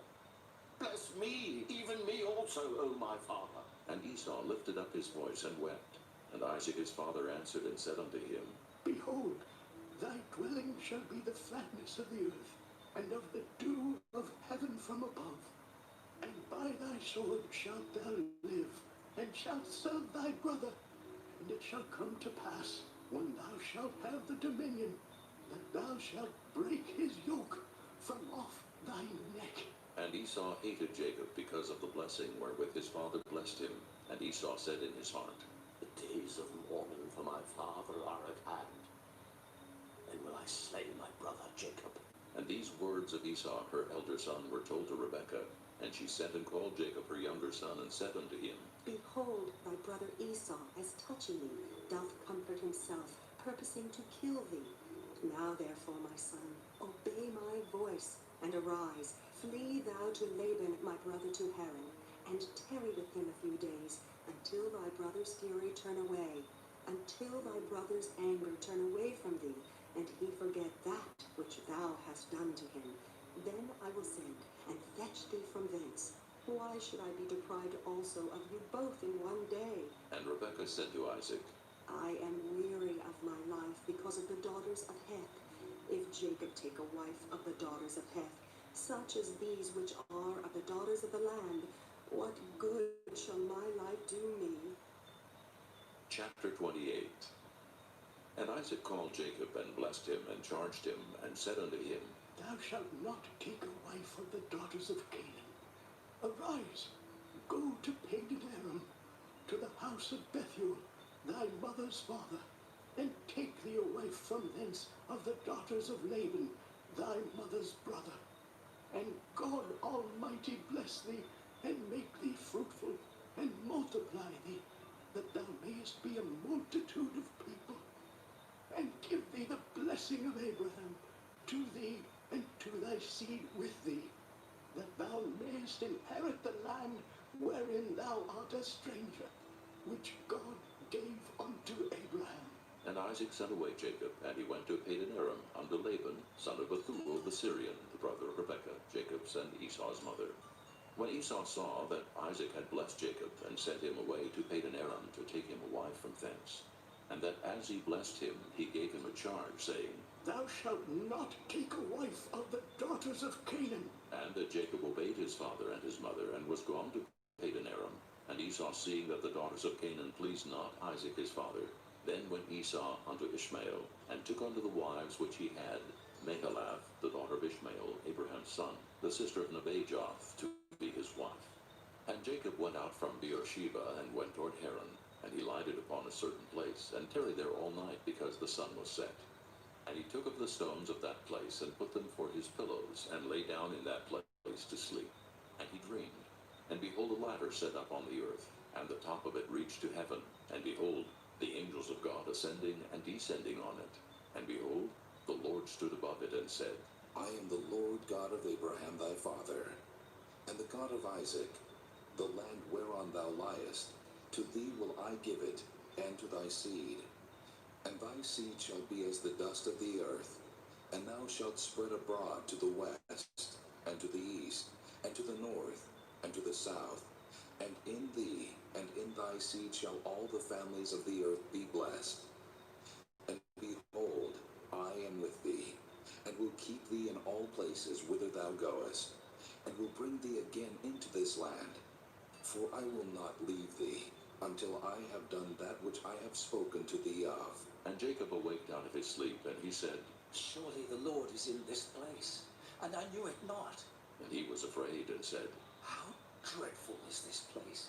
This is none other but the house of God, and this is the gate of heaven. And Jacob rose up early in the morning, and took the stone that he had put for his pillows, and set it up for a pillar, and poured oil upon the top of it. And he called the name of that place Bethel, but the name of that city was called Luz at the first. And Jacob vowed a vow, saying, If God will be with me, and will keep me in this way that I go, and will give me bread to eat, and raiment to put on, so that I come again to my father's house in peace, then shall the Lord be my God. And this stone, which I have set for a pillar, shall be God's house. And of all that thou shalt give me, I will surely give the 10th unto thee. Chapter 29. Then Jacob went on his journey, and came into the land of the people of the east. And he looked, and behold, a well in the field. And lo, there were 3 flocks of sheep lying by it. For out of that well they watered the flocks. And a great stone was upon the well's mouth. And thither were all the flocks gathered. And they rolled the stone from the well's mouth, and watered the sheep, and put the stone again upon the well's mouth in his place. And Jacob said unto them, My brethren, whence be ye? And they said, Of Haran are we. And he said unto them, Know ye Laban, the son of Nabal? And they said, We know him. And he said unto them, Is he well? And they said, He is well, and behold, Rachel his daughter cometh with the sheep. And he said, Lo, it is yet high day, neither is it time that the cattle should be gathered together. Water ye the sheep, and go and feed them. And they said, We cannot, until all the flocks be gathered together, until they roll the stone from the well's mouth. Then we water the sheep. And while he yet spake with them, Rachel came with her father's sheep, for she kept them. And it came to pass, when Jacob saw Rachel the daughter of Laban his mother's brother, and the sheep of Laban his mother's brother, that Jacob went near, and rolled the stone from the well's mouth, and watered the flock of Laban his mother's brother. And Jacob kissed Rachel, and lifted up his voice, and wept. And Jacob told Rachel that he was her father's brother, and that he was Rebekah's son. And she ran and told her father. And it came to pass, when Laban heard the tidings of Jacob his sister's son, that he ran to meet him, and embraced him, and kissed him, and brought him to his house. And he told Laban all these things. And Laban said to him, Surely thou art my bone, and my flesh. And he abode with him the space of a month. And Laban said unto Jacob, Because thou art my brother, shouldest thou therefore serve me for naught? Tell me, what shall thy wages be? And Laban had 2 daughters. The name of the elder was Leah, and the name of the younger was Rachel. Leah was tender-eyed, but Rachel was beautiful and well-favored. And Jacob loved Rachel, and said, I will serve thee 7 years for Rachel thy younger daughter. And Laban said, It is better that I give her to thee, than that I should give her to another man. Abide with me.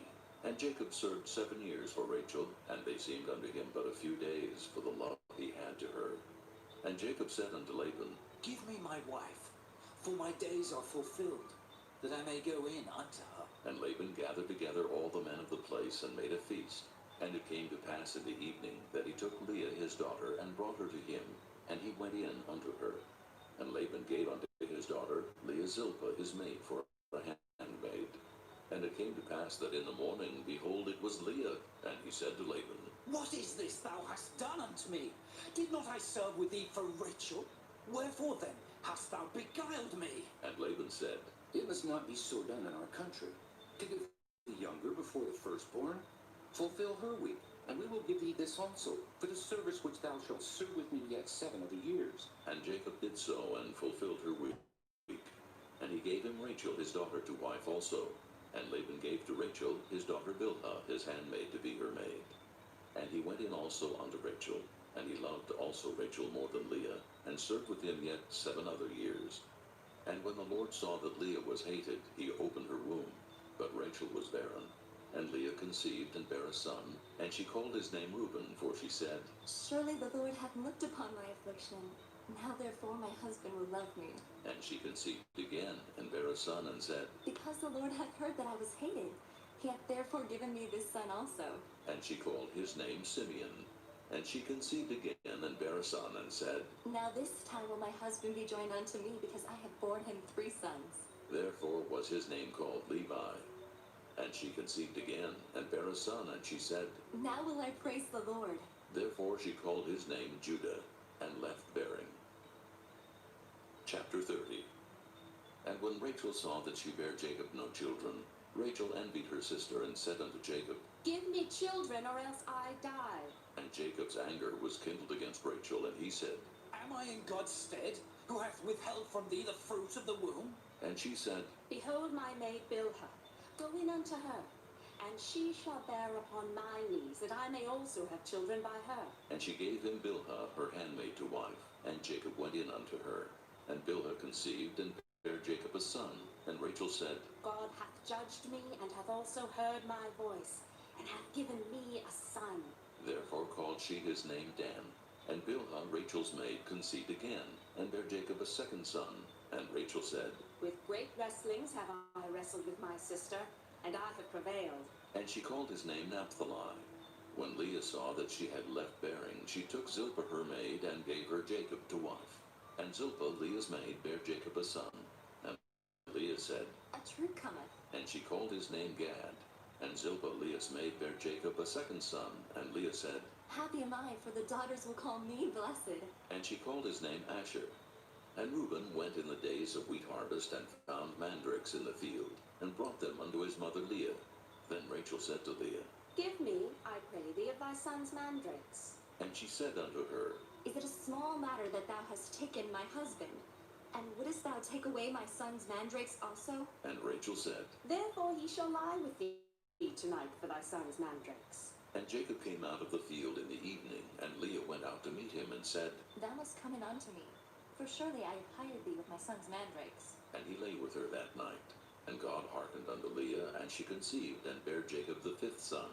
And Leah said, God hath given me my hire, because I have given my maiden to my husband. and she called his name Issachar. And Leah conceived again, and bare Jacob the sixth son. And Leah said, God hath endued me with a good dowry. Now will my husband dwell with me, because I have borne him 6 sons. and she called his name Zebulun. And afterward she bare a daughter, and called her name Dinah. And God remembered Rachel, and God hearkened to her, and opened her womb. And she conceived, and bare a son, and said, God hath taken away my reproach. and she called his name Joseph, and said, The Lord shall add to me another son. And it came to pass, when Rachel had borne Joseph, that Jacob said unto Laban, Send me away, that I may go unto mine own place, and to my country. Give me my wives and my children, for whom I have served thee, and let me go. For thou knowest my service which I have done thee. And Laban said unto him, I pray thee, if I have found favor in thine eyes, tarry. For I have learned by experience that the Lord hath blessed me for thy sake. And he said, Appoint me thy wages, and I will give it. And he said unto him, Thou knowest how I have served thee, and how thy cattle was with me. For it was little which thou hadst before I came, and it is now increased unto a multitude. And the Lord hath blessed thee since my coming. And now when shall I provide for mine own house also? And he said, What shall I give thee? And Jacob said, Thou shalt not give me anything. If thou wilt do this thing for me, I will again feed and keep thy flock. I will pass through all thy flock today, removing from thence all the speckled and spotted cattle, and all the brown cattle among the sheep, and the spotted and speckled among the goats, and of such shall be my hire. So shall my righteousness answer for me in time to come, when it shall come for my hire before thy face. Everyone that is not speckled and spotted among the goats, and brown among the sheep, that shall be counted stolen with me. And Laban said, Behold, I would it might be according to thy word. And he removed that day the he-goats that were ring-streaked and spotted, and all the she-goats that were speckled and spotted, and every one that had some white in it, and all the brown among the sheep, and gave them into the hand of his sons. And he set 3 days' journey betwixt himself and Jacob. And Jacob fed the rest of Laban's flocks. And Jacob took him rods of green poplar, and of the hazel and chestnut tree, and pilled white streaks in them, and made the white appear which was in the rods. And he set the rods which he had pilled before the flocks in the gutters in the watering troughs, when the flocks came to drink, that they should conceive when they came to drink. And the flocks conceived before the rods, and brought forth cattle ring-streaked, speckled, and spotted. And Jacob did separate the lambs, and set the faces of the flocks toward the ring-streaked, and all the brown in the flock of Laban. And he put his own flocks by themselves, and put them not unto Laban's cattle. And it came to pass, when Whensoever the stronger cattle did conceive, that Jacob laid the rods before the eyes of the cattle in the gutters, that they might conceive among the rods. But when the cattle were feeble, he put them not in. So the feebler were Laban's, and the stronger Jacob's. And the man increased exceedingly, and had much cattle, and maidservants, and menservants, and camels, and asses. Chapter 31. And he heard the words of Laban's sons, saying, Jacob hath taken away all that was our father's, and of that which was our father's hath he gotten all this glory. And Jacob beheld the countenance of Laban, and behold, it was not toward him as before. And the Lord said unto Jacob, Return unto the land of thy fathers, and to thy kindred, and I will be with thee. And Jacob sent and called Rachel and Leah to the field unto his flock, and said unto them, I see your father's countenance, that it is not toward me as before. But the God of my father hath been with me. And ye know that with all my power I have served your father. And your father hath deceived me, and changed my wages 10 times. But God suffered him not to hurt me. If he said thus, The speckled shall be thy wages, then all the cattle bear speckled. And if he said thus, The ring straight shall be thy hire, then bear all the cattle ring straight. Thus God hath taken away the cattle of your father, and given them to me. And it came to pass, at the time that the cattle conceived, that I lifted up mine eyes, and saw in a dream, and behold, the rams which leaped upon the cattle were ring-straight, speckled, and grizzled. And the angel of God spake unto me in a dream, saying, Jacob. And I said, Here am I. And he said, Lift up now thine eyes, and see, all the rams which leap upon the cattle are ring-straight, speckled, and grizzled. For I have seen all that Laban doeth unto thee. I am the God of Bethel, where thou anointedst the pillar, and where thou vowedst a vow unto me.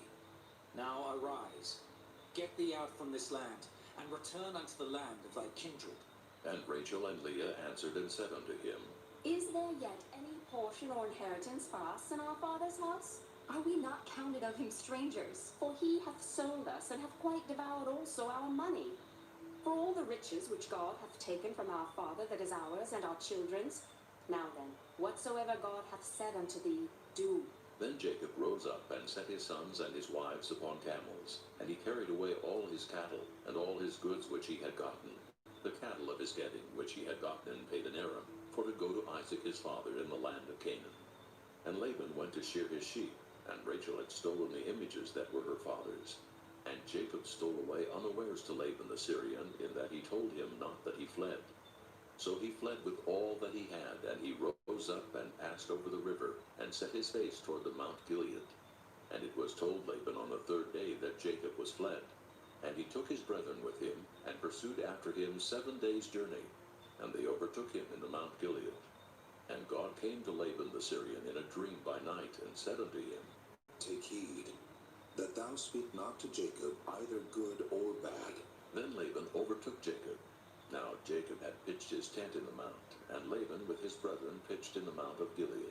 And Laban said to Jacob, What hast thou done, that thou hast stolen away unawares to me, and carried away my daughters, as captives taken with the sword? Wherefore didst thou flee away secretly, and steal away from me, and didst not tell me, that I might have sent thee away with mirth, and with songs, with tabret, and with harp, and hast not suffered me to kiss my sons and my daughters? Thou hast now done foolishly in so doing. It is in the power of my hand to do you hurt. But the God of your father spake unto me yesternight, saying, Take thou heed that thou speak not to Jacob either good or bad. And now, though thou wouldest needs be gone, because thou sore longest after thy father's house, yet wherefore hast thou stolen my gods? And Jacob answered and said to Laban, Because I was afraid. For I said, Peradventure thou wouldest take by force thy daughters from me. With whomsoever thou findest thy gods, let him not live. Before our brethren discern thou what is thine with me, and take it to thee. For Jacob knew not that Rachel had stolen them. And Laban went into Jacob's tent, and into Leah's tent, and into the 2 maidservants' tents, but he found them not. Then went he out of Leah's tent, and entered into Rachel's tent. Now Rachel had taken the images and put them in the camel's furniture and sat upon them. And Laban searched all the tent, but found them not. And she said to her father, Let it not displease, my lord, that I cannot rise up before thee, for the custom of women is upon me. And he searched, but found not the images. And Jacob was wroth, and chode with Laban. And Jacob answered and said to Laban, What is my trespass? What is my sin, that thou hast so hotly pursued after me?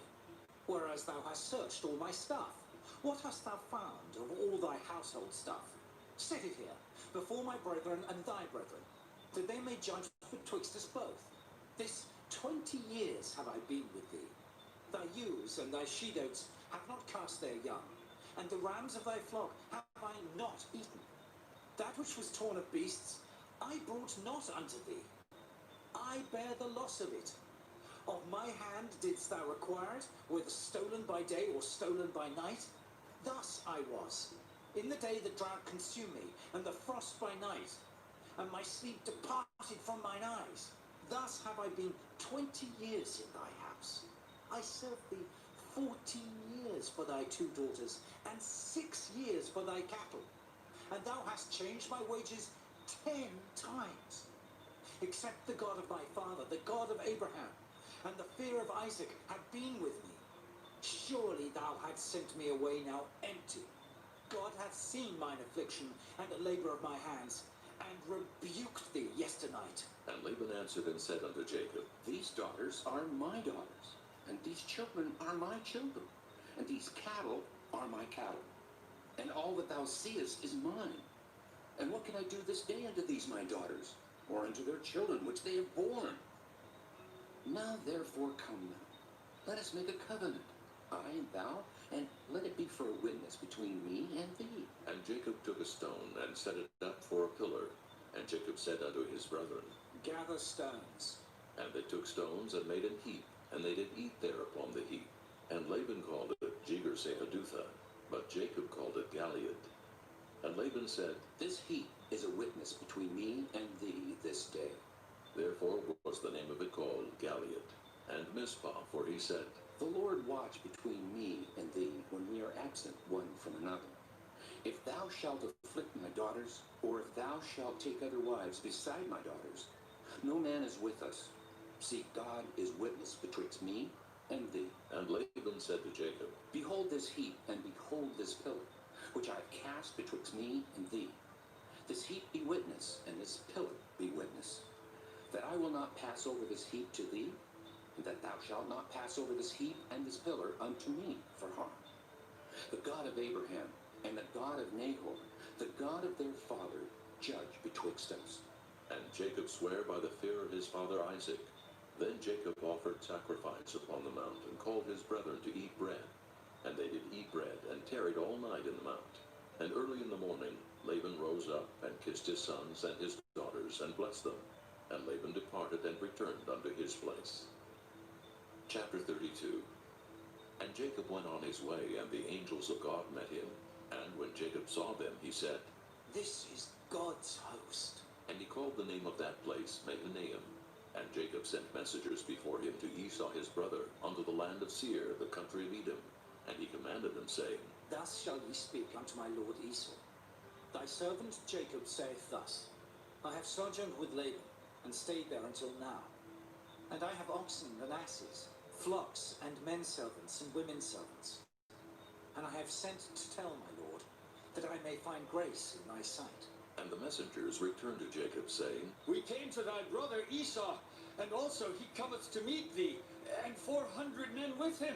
Then Jacob was greatly afraid and distressed, and he divided the people that was with him, and the flocks and herds and the camels into 2 bands, and said, If Esau come to the one company and smite it, then the other company which is left shall escape.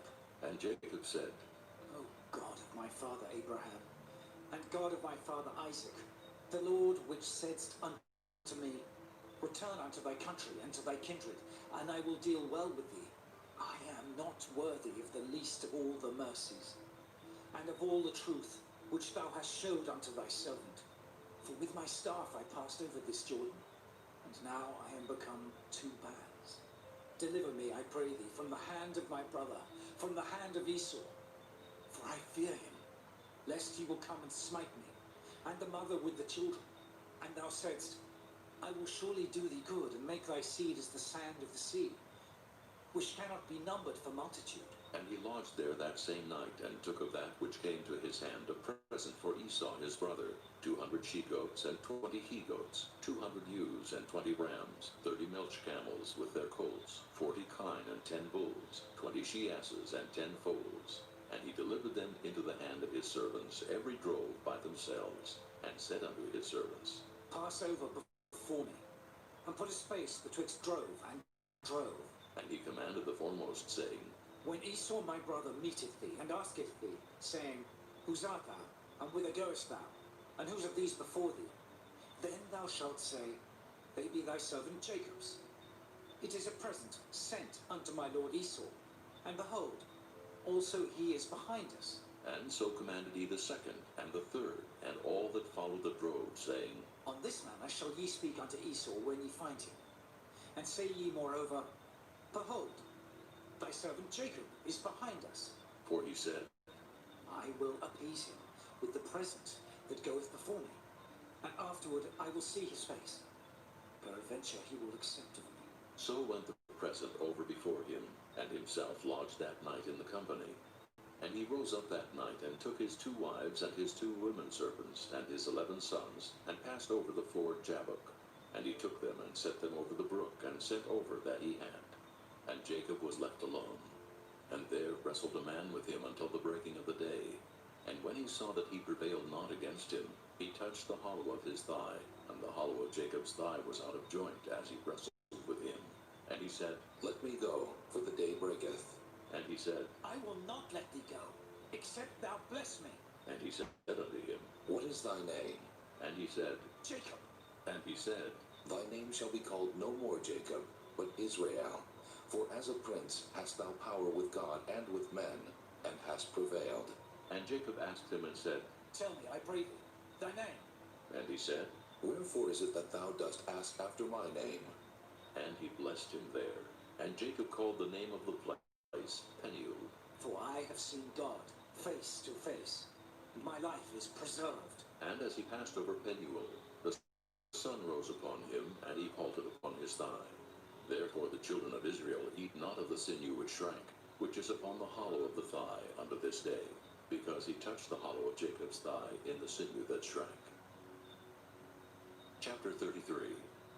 And Jacob lifted up his eyes and looked, and behold, Esau came, and with him 400 men. And he divided the children unto Leah, and unto Rachel, and unto the 2 handmaids. And he put the handmaids and their children foremost, and Leah and her children after, and Rachel and Joseph hindermost. And he passed over before them, and bowed himself to the ground 7 times, until he came near to his brother. And Esau ran to meet him, and embraced him, and fell on his neck, and kissed him, and they wept. And he lifted up his eyes, and saw the women and the children, and said, Who are those with thee? And he said, The children, which God hath graciously given thy servant. Then the handmaidens came near, they and their children, and they bowed themselves. And Leah also with her children came near, and bowed themselves. And after came Joseph near, and Rachel, and they bowed themselves. And he said, What meanest thou by all this drove which I met? And he said, These are to find grace in the sight of my Lord. And Esau said, I have enough, my brother. Keep that thou hast unto thyself. And Jacob said, Nay, I pray thee, if now I have found grace in thy sight, then receive my present at my hand.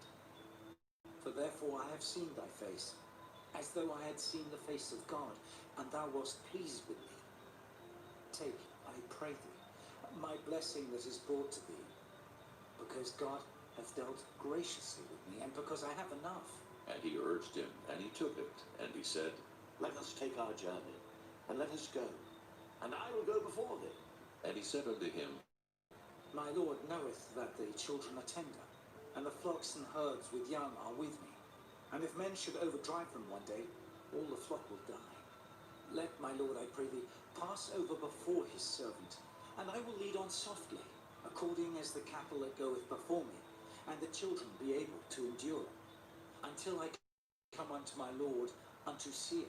And Esau said, Let me now leave with thee some of the folk that are with me. And he said, What needeth it? Let me find grace in the sight of my Lord. So Esau returned that day on his way to Seir. And Jacob journeyed to Succoth, and built him an house, and made booths for his cattle. Therefore the name of the place is called Succoth. And Jacob came to Shalem, a city of Shechem, which is in the land of Canaan, when he came from Padan Aram, and pitched his tent before the city. And he brought a parcel of a field where he had spread his tent at the hand of the children of Hamor, Shechem's father, for 100 pieces of money. And he erected there an altar, and called it El Elohe Israel. Chapter 34. And Dinah, the daughter of Leah, which she bare unto Jacob, went out to see the daughters of the land. And when Shechem the son of Hamor the Hivite, prince of the country, saw her, he took her, and lay with her, and defiled her. And his soul clave unto Dinah the daughter of Jacob, and he loved the damsel, and spake kindly unto the damsel. And Shechem spake unto his father Hamor, saying, Get me this damsel to wife. And Jacob heard that he had defiled Dinah his daughter. Now his sons were with his cattle in the field, and Jacob held his peace until they were come. And Hamor the father of Shechem went out unto Jacob to commune with him. And the sons of Jacob came out of the field when they heard it, and the men were grieved, and they were very wroth, because he had wrought folly in Israel in lying with Jacob's daughter, which thing ought not to be done. And Hamor communed with them, saying, The soul of my son Shechem longeth for your daughter. I pray you give her him to wife, and make ye marriages with us, and give your daughters unto us, and take our daughters unto you. And ye shall dwell with us, and the land shall be before you.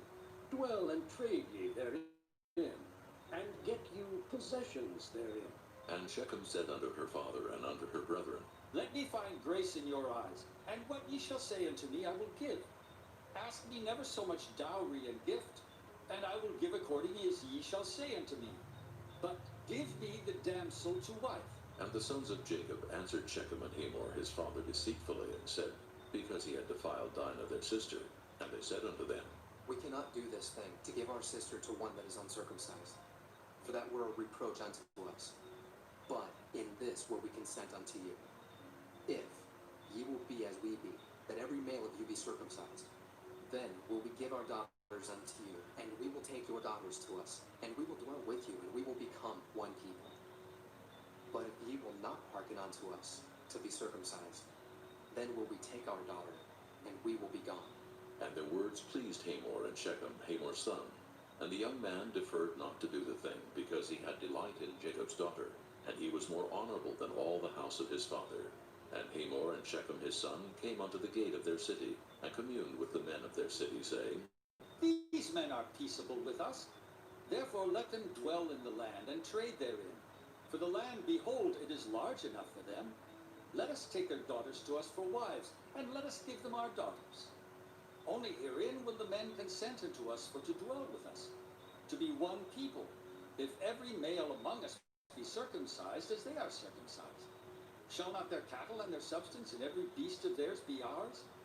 Only let us consent unto them, and they will dwell with us. And unto Hamor and unto Shechem his son hearkened all that went out of the gate of his city, and every male was circumcised, all that went out of the gate of his city. And it came to pass on the third day, when they were sore, that two of the sons of Jacob, Simeon and Levi, Dinah's brethren, took each man his sword, and came upon the city boldly, and slew all the males. And they slew Hamor and Shechem his son with the edge of the sword, and took Dinah out of Shechem's house, and went out. The sons of Jacob came upon the slain, and spoiled the city, because they had defiled their sister. They took their sheep, and their oxen, and their asses, and that which was in the city, and that which was in the field, and all their wealth, and all their little ones, and their wives took they captive, and spoiled even all that was in the house. And Jacob said to Simeon and Levi, Ye have troubled me, to make me to stink among the inhabitants of the land, among the Canaanites and the Perizzites. And I, being few in number, they shall gather themselves together against me and slay me. And I shall be destroyed, I and my house. And they said, Should he deal with our sister as with an harlot? Chapter 35. And God said unto Jacob, Arise, go up to Bethel, and dwell there, and make there an altar unto God, that appeared unto thee when thou fleddest from the face of Esau thy brother. Then Jacob said unto his household and to all that were with him, Put away the strange gods that are among you, and be clean and change your garments. And let us arise and go up to Bethel. And I will make there an altar unto God, who answered me in the day of my distress, and was with me in the way which I went. And they gave unto Jacob all the strange gods which were in their hand, and all their earrings which were in their ears. And Jacob hid them under the oak which was by Shechem. And they journeyed, and the terror of God was upon the cities that were round about them, and they did not pursue after the sons of Jacob. So Jacob came to Luz, which is in the land of Canaan, that is Bethel, he and all the people that were with him. And he built there an altar, and called the place El Bethel, because there God appeared unto him, when he fled from the face of his brother. But Deborah, Rebekah's nurse, died, and she was buried beneath Bethel under an oak, and the name of it was called Allon-Bacuth. And God appeared unto Jacob again, when he came out of Padanaram, and blessed him. And God said unto him, Thy name is Jacob. Thy name shall not be called any more Jacob, but Israel shall be thy name. And he called his name Israel. And God said unto him, I am God Almighty. Be fruitful and multiply. A nation and a company of nations shall be of thee, and kings shall come out of thy loins. And the land which I gave Abraham and Isaac, to thee I will give it, and to thy seed after thee will I give the land. And God went up from him in the place where he talked with him. And Jacob set up a pillar in the place where he talked with him, even a pillar of stone. And he poured a drink offering thereon, and he poured oil thereon. And Jacob called the name of the place where God spake with him, Bethel. And they journeyed from Bethel, and there was but a little way to come to Ephrath. And Rachel travailed, and she had hard labor. And it came to pass, when she was in hard labor, that the midwife said unto her, Fear not, thou shalt have this son also. And it came to pass, as her soul was in departing, for she died, that she called his name Ben-Oni, but his father called him Benjamin. And Rachel died, and was buried in the way to Ephrath, which is Bethlehem. And Jacob set a pillar upon her grave, that is the pillar of Rachel's grave, unto this day. And Israel journeyed, and spread his tent beyond the tower of Eder. And it came to pass, when Israel dwelt in that land, that Reuben went and lay with Bilhah, his father's concubine, and Israel heard it. Now the sons of Jacob were 12. The sons of Leah, Reuben, Jacob's firstborn, and Simeon, and Levi, and Judah, and Issachar, and Zebulun. The sons of Rachel, Joseph, and Benjamin. And the sons of Bilhah, Rachel's handmaid, Dan, and Naphtali. And the sons of Zilpah, Leah's handmaid, Gad, and Asher. These are the sons of Jacob, which were born to him in Padanaram. And Jacob came unto Isaac his father, unto Mamre, unto the city of Arba, which is Hebron, where Abraham and Isaac sojourned. And the days of Isaac were 180 years. And Isaac gave up the ghost and died, and was gathered unto his people, being old and full of days. And his sons Esau and Jacob buried him. Chapter 36. Now these are the generations of Esau, who is Edom. Esau took his wives of the daughters of Canaan, Adah, the daughter of Elon the Hittite, and Aholibamah, the daughter of Anah, the daughter of Zibeon the Hittite, and Bashemath, Ishmael's daughter, sister of Nebajoth. And Adah bare to Esau Eliphaz, and Bashemath bare Reuel, and Aholibamah bare Jeush, and Jaolam, and Korah. These are the sons of Esau, which were born unto him in the land of Canaan. And Esau took his wives, and his sons, and his daughters, and all the persons of his house, and his cattle, and all his beasts, and all his substance, which he had got in the land of Canaan, and went into the country from the face of his brother Jacob. For their riches were more than that they might dwell together, and the land wherein they were strangers could not bear them, because of their cattle. Thus dwelt Esau in Mount Seir. Esau is Edom. And these are the generations of Esau, the father of the Edomites in Mount Seir. These are the names of Esau's sons: Eliphaz, the son of Adah, the wife of Esau; Reuel, the son of Bashemath, the wife of Esau. And the sons of Eliphaz were Teman, Omar, Zepho, and Gatam, and Kenaz. And Timnah was concubine to Eliphaz, Esau's son, and she bare to Eliphaz Amalek. These were the sons of Adah, Esau's wife. And these are the sons of Reuel: Nahath, and Zerah, Shammah, and Mizah. These were the sons of Bashemath, Esau's wife. And these were the sons of Aholibamah, the daughter of Anah, the daughter of Zibeon, Esau's wife. And she bare to Esau Jeush, and Jaolam, and Korah. These were dukes of the sons of Esau.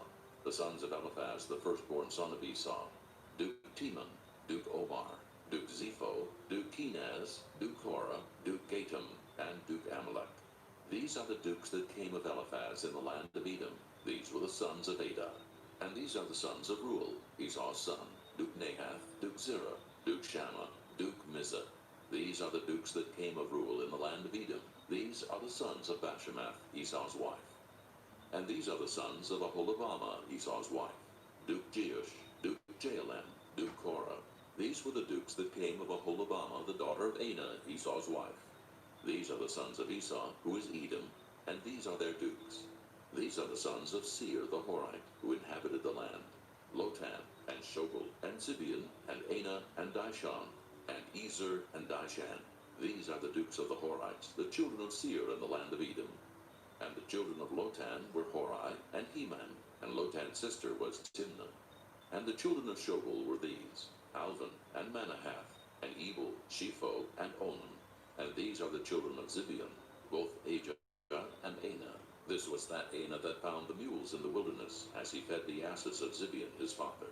And the children of Anah were these, Dishon and Aholibamah, the daughter of Anah. And these are the children of Dishon, Hemdan, and Eshban, and Ithran, and Kiran. The children of Ezer are these, Bilhan, and Zavan, and Achan. The children of Dishan are these, Uz, and Aaron. These are the dukes that came of the Horites, Duke Lotan, Duke Shobal, Duke Zibeon, Duke Anah, Duke Dishon, Duke Anah, Duke Dishan. These are the dukes that came of Hori, among their dukes in the land of Seir. And these are the kings that reigned in the land of Edom, before there reigned any king over the children of Israel.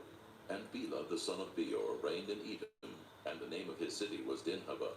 And Bela died, and Jobab the son of Zerah of Bozrah reigned in his stead.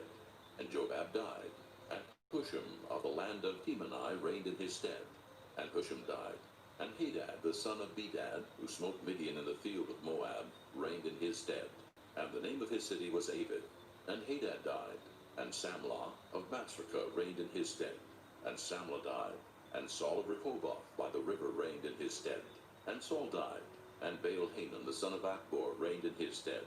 And Baal-Hanan the son of Achbor died, and Hadar reigned in his stead. And the name of his city was Pul, and his wife's name was Mehetabel, the daughter of Matred, the daughter of Mezahab. And these are the names of the dukes that came of Esau, according to their families, after their places, by their names.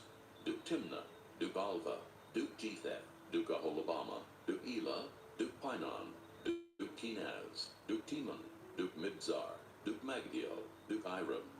These be the dukes of Edom, according to their habitations in the land of their possession.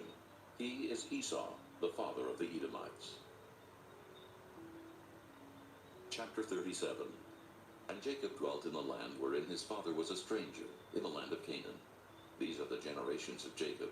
Joseph, being 17 years old, was feeding the flock with his brethren, and the lad was with the sons of Bilhah, and with the sons of Zilpah, his father's wives. And Joseph brought unto his father their evil report.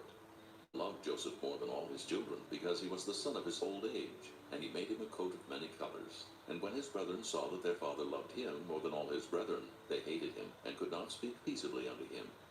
And Joseph dreamed a dream, and he told it his brethren, and they hated him yet the more. And he said unto them, Hear, I pray you, this dream which I have dreamed. For behold, we were binding sheaves in the field, and lo, my sheaf arose, and also stood upright. And behold, your sheaves stood round about, and made obeisance to my sheaf. And his brethren said unto him, Shalt thou indeed reign over us? Or shalt thou indeed have dominion over us? And they hated him yet the more for his dreams and for his words.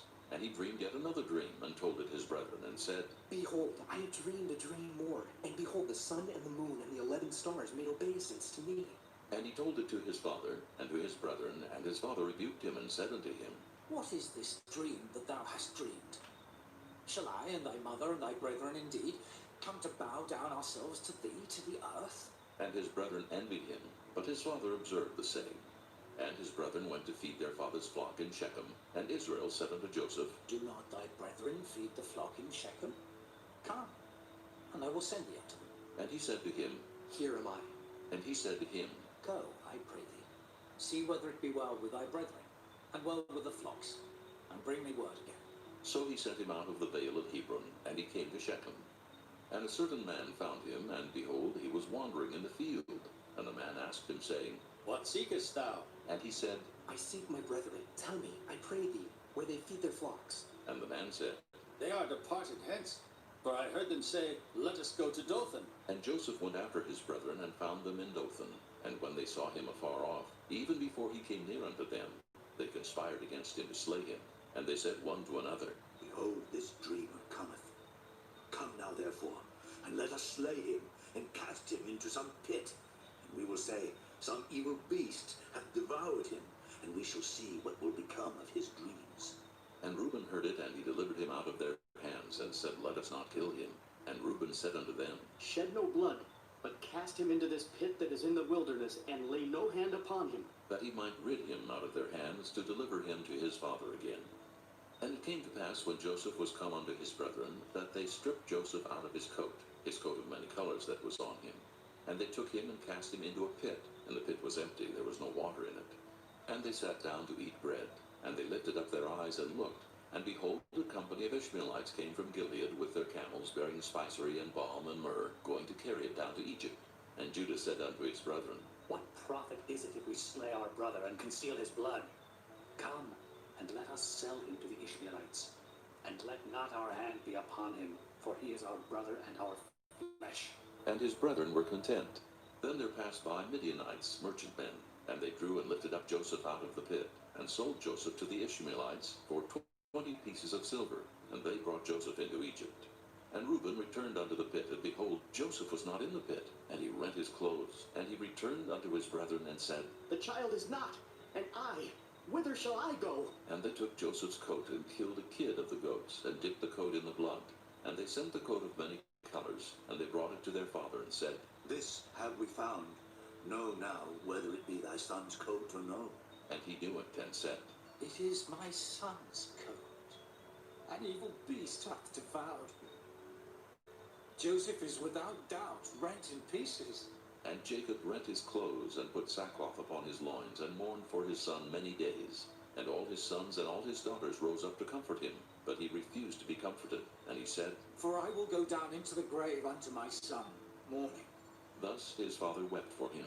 And the Midianites sold him into Egypt unto Potiphar, an officer of Pharaoh's, and captain of the guard. Chapter 38. And it came to pass at that time that Judah went down from his brethren, and turned into a certain Adullamite, whose name was Hira.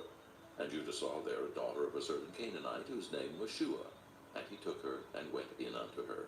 And she conceived, and bare a son. And he called his name And she conceived again, and bare a son, and she called his name Onan. And she yet again conceived, and bare a son, and called his name Shelah. And he was at Kizib when she bare him. And Judah took a wife for his firstborn, whose name was Tamar. And Judah's firstborn, was wicked in the sight of the Lord. And the Lord slew him. And Judah said unto Onan, Go in unto thy brother's wife, and marry her, and raise up seed to thy brother. And Onan knew that the seed should not be his. And it came to pass, when he went in unto his brother's wife, that he spilled it on the ground, lest that he should give seed to his brother. And the thing which he did displeased the Lord, wherefore he slew him also. Then said Judah to Tamar his daughter-in-law, Remain a widow at thy father's house, till Shelah my son be grown. For he said, Lest peradventure he die also, as his brethren did. And Tamar went and dwelt in her father's house. And in process of time the daughter of Shua, Judah's wife, died. And Judah was comforted, and went up unto his sheep shearers to Timnath, he and his friend Hira the Adullamite. And it was told Tamar, saying, Behold, thy father-in-law goeth up to Timnath to shear his sheep. And she put her widow's garments off from her, and covered her with a veil, and wrapped herself, and sat in an open place which is by the way to Timnath. For she saw that Shelah was grown, and she was not given unto him to wife. When Judah saw her, he thought her to be an harlot, because she had covered her face. And he turned unto her by the way, and said, Go to, I pray thee, let me come in unto thee. For he knew not that she was his daughter-in-law.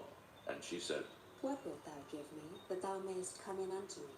And he said, I will send thee a kid from the flock. And she said, Wilt thou give me a pledge till thou send it? And he said, What pledge shall I give thee? And she said, Thy signet, and thy bracelets, and thy staff that is in thine hand. And he gave it her, and came in unto her, and she conceived by him. And she arose and went away, and laid by her veil from her, and put on the garments of her widowhood. And Judah sent the kid by the hand of his friend the Adulamite to receive his pledge from the woman's hand. But he found her not. Then he asked the men of that place, saying, Where is the harlot that was openly by the wayside? And they said, There was no harlot in this place. And he returned to Judah and said, I cannot find her. And also the men of the place said that there was no harlot in this place. And Judah said, Let her take it to her, lest we be shamed. Behold, I sent this kid, and thou hast not found her. And it came to pass about 3 months after, that it was told Judah, saying, Tamar thy daughter-in-law hath played the harlot, and also, behold, she is with child by whoredom. And Judah said, Bring her forth, and let her be burnt. When she was brought forth, she sent to her father-in-law, saying, By the man whose these are, am I with child. And she said, Discern, I pray thee, whose are these, the signet and bracelets and staff? And Judah acknowledged them and said, She hath been more righteous than I, because that I gave her not to Shelah my son. And he knew her again no more. And it came to pass in the time of her travail, that behold, twins were in her womb. And it came to pass when she travailed, that the one put out his hand, and the midwife took and bound upon his hand a scarlet thread, saying, This came out first.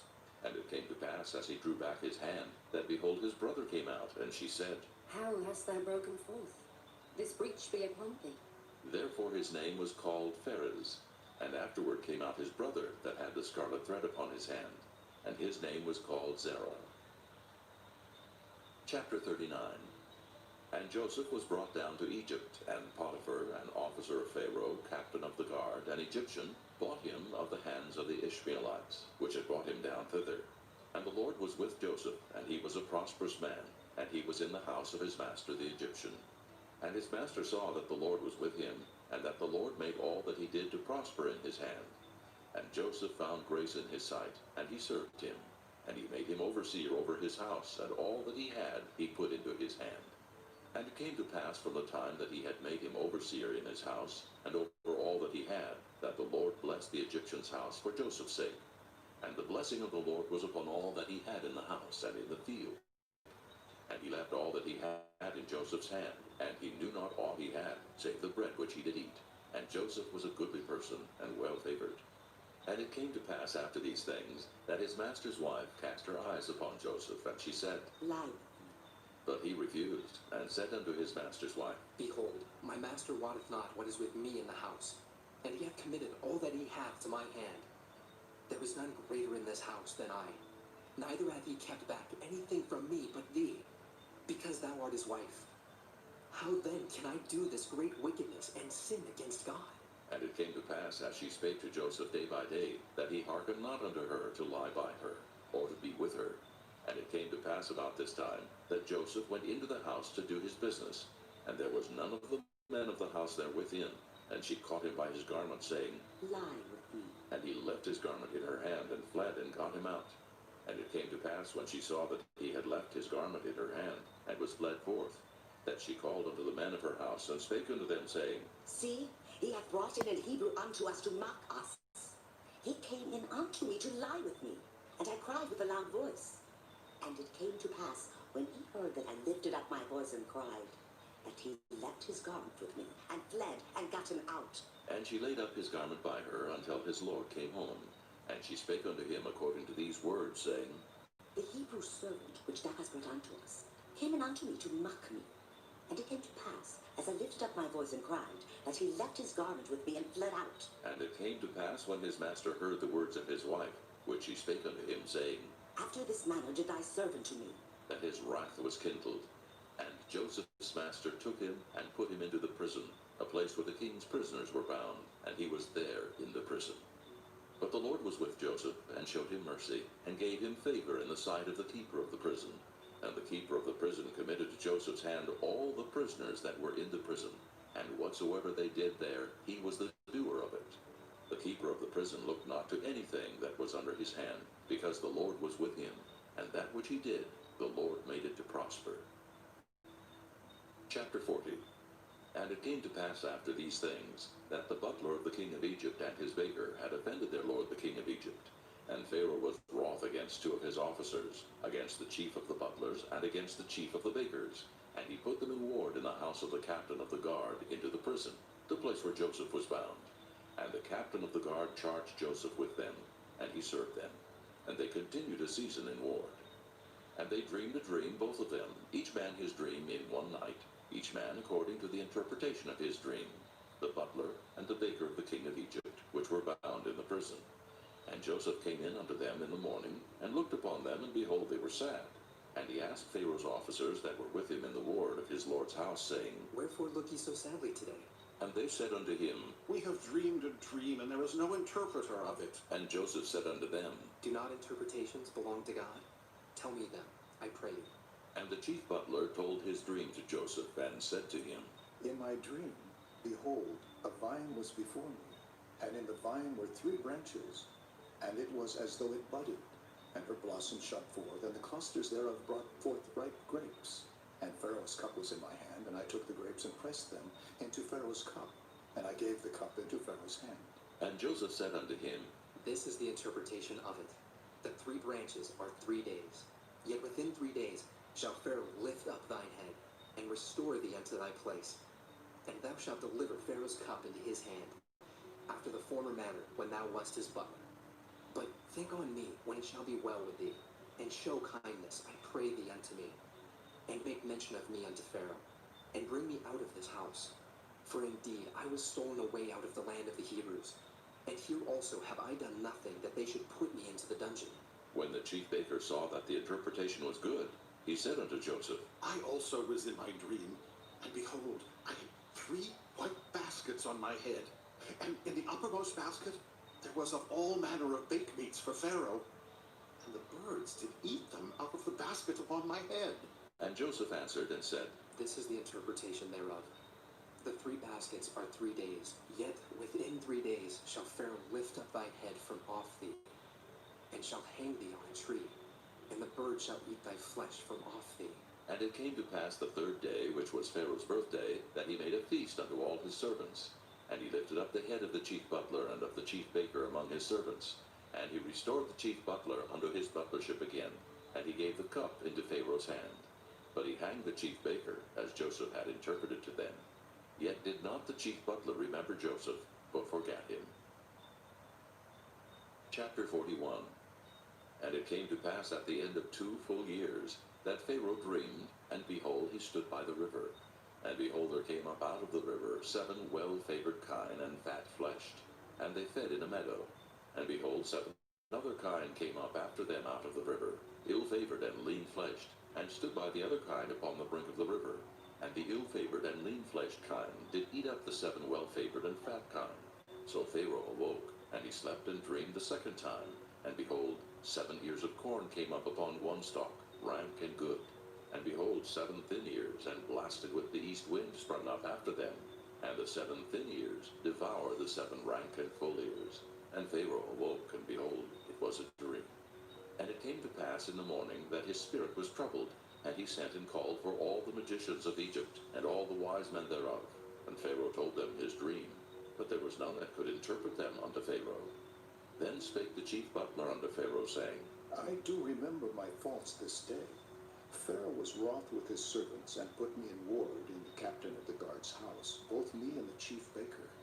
And we dreamed a dream in one night, I and he. We dreamed each man according to the interpretation of his dream. And there was there with us a young man, an Hebrew, servant to the captain of the guard. And we told him, and he interpreted to us our dreams. To each man according to his dream he did interpret. And it came to pass, as he interpreted to us, so it was.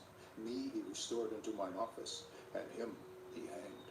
Then Pharaoh sent and called Joseph, and they brought him hastily out of the dungeon. And he shaved himself, and changed his raiment, and came in unto Pharaoh. And Pharaoh said unto Joseph, I have dreamed a dream, and there is none that can interpret it. And I have heard say of thee, that thou canst understand a dream to interpret it. And Joseph answered Pharaoh, saying, It is not in me. God shall give Pharaoh an answer of peace. And Pharaoh said unto Joseph, In my dream, behold, I stood upon the bank of the river. And behold, there came up out of the river 7 kine, fat-fleshed and well-favored, and they fed in a meadow. And behold, 7 other kine came up after them, poor and very ill-favored and lean-fleshed, such as I never saw in all the land of Egypt for badness. And the lean and the ill-favored kine did eat up the first 7 fat kine. And when they had eaten them up, it could not be known that they had eaten them, but they were still ill-favored as at the beginning. So I awoke, and I saw in my dream, and behold, 7 ears came up in one stalk, full and good. And behold, 7 ears withered, thin, and blasted with the east wind sprung up after them. And the thin ears devoured the 7 good ears, and I told this unto the magicians, but there was none that could declare it to me. And Joseph said unto Pharaoh, The dream of Pharaoh is one. God hath showed Pharaoh what he is about to do.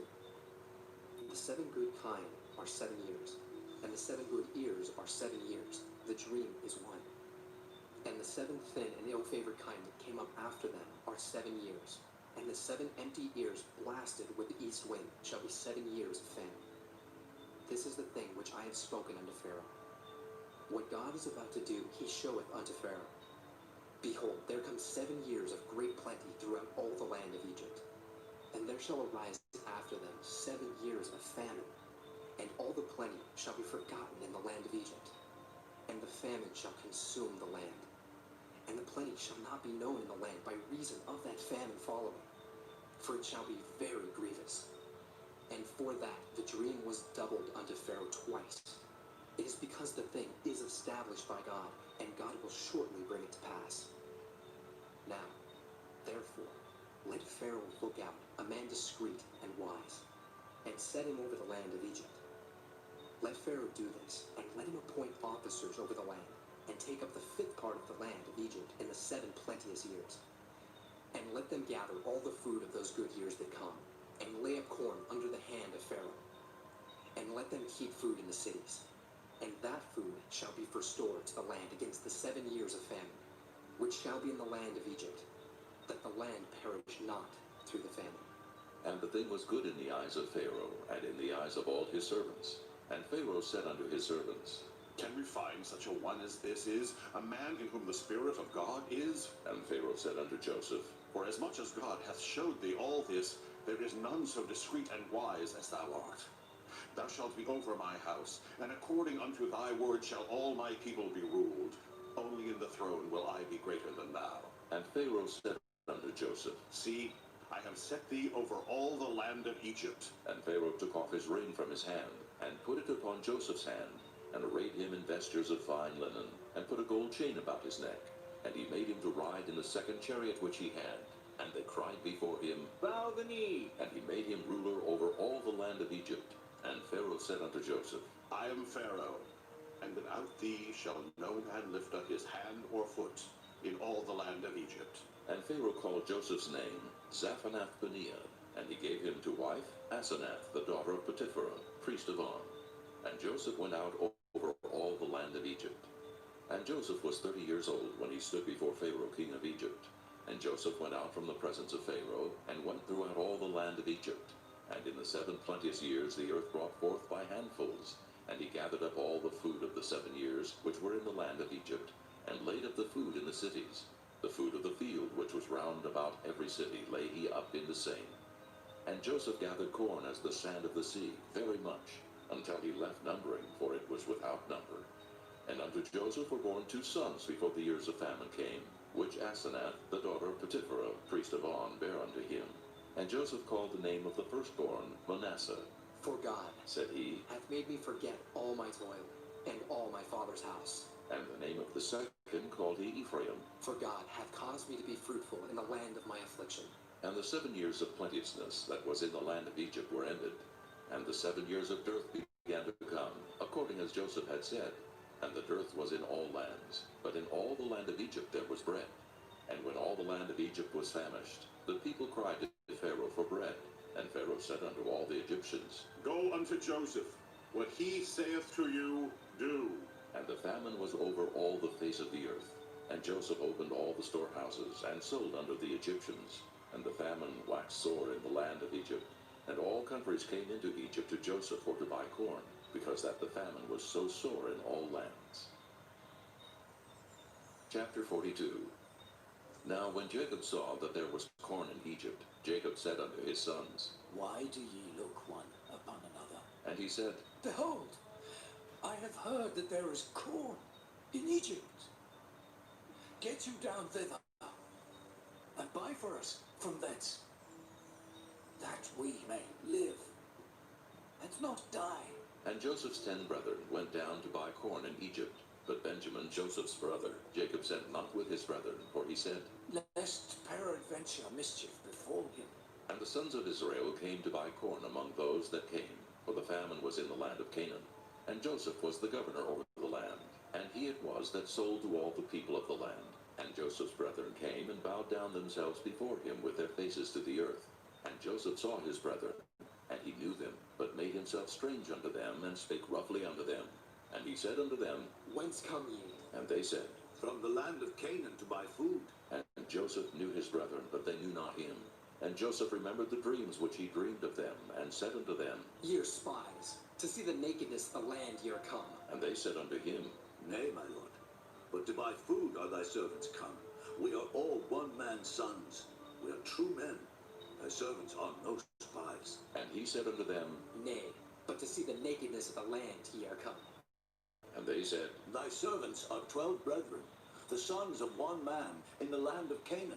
And behold, the youngest is this day with our father, and one is not. And Joseph said unto them, That is it that I spake unto you, saying, Ye are spies. Hereby ye shall be proved. By the life of Pharaoh ye shall not go forth hence, except your youngest brother come hither. Send one of you, and let him fetch your brother, and ye shall be kept in prison, that your words may be proved, whether there be any truth in you. Or else, by the life of Pharaoh, surely ye are spies. And he put them all together into ward 3 days. And Joseph said unto them the 3rd day, This do and live, for I fear God. If ye be true men, let one of your brethren be bound in the house of your prison. Go ye, carry corn for the famine of your houses. But bring your youngest brother unto me. So shall your words be verified, and ye shall not die. They did so. And they said one to another, We are verily guilty concerning our brother, in that we saw the anguish of his soul when he besought us, and we would not hear. Therefore is this distress come upon us. And Reuben answered them, saying, Spake I not unto you, saying, Do not sin against the child, and ye would not hear? Therefore, behold, also his blood is required. And they knew not that Joseph understood them, for he spake unto them by an interpreter. And he turned himself about from them, and wept, and returned to them again, and communed with them, and took from them Simeon, and bound him before their eyes. Then Joseph commanded to fill their sacks with corn, and to restore every man's money into his sack, and to give them provision for the way. And thus did he unto them. And they laded their asses with the corn, and departed thence. And as one of them opened his sack to give his ass provender in the inn, he espied his money. For behold, it was in his sack's mouth. And he said unto his brethren, My money is restored, and lo, it is even in my sack. And their heart failed them, and they were afraid, saying one to another, What is this that God hath done unto us? And they came unto Jacob their father unto the land of Canaan, and told him all that befell unto them, saying, The man who is the Lord of the land spake roughly to us, and took us for spies of the country. And we said unto him, We are true men, we are no spies. We be 12 brethren, sons of our father, one is not, and the youngest is this day with our father in the land of Canaan. And the man, the Lord of the country, said unto us, Hereby shall I know that ye are true men. Leave one of your brethren here with me, and take food for the famine of your households, and be gone. And bring your youngest brother unto me. Then shall I know that ye are no spies, but that ye are true men. So will I deliver you your brother, and ye shall traffic in the land. And it came to pass, as they emptied their sacks, that behold, every man's bundle of money was in his sack. And when both they and their father saw the bundles of money, they were afraid. And Jacob their father said unto them, Me have ye bereaved of my children. Joseph is not, and Simeon is not, and ye will take Benjamin away. All these things are against me. And Reuben spake unto his father, saying, Slay my 2 sons if I bring him not to thee. Deliver him into my hand, and I will bring him to thee he said, My son shall not go down with you, for his brother is dead, and he is left alone.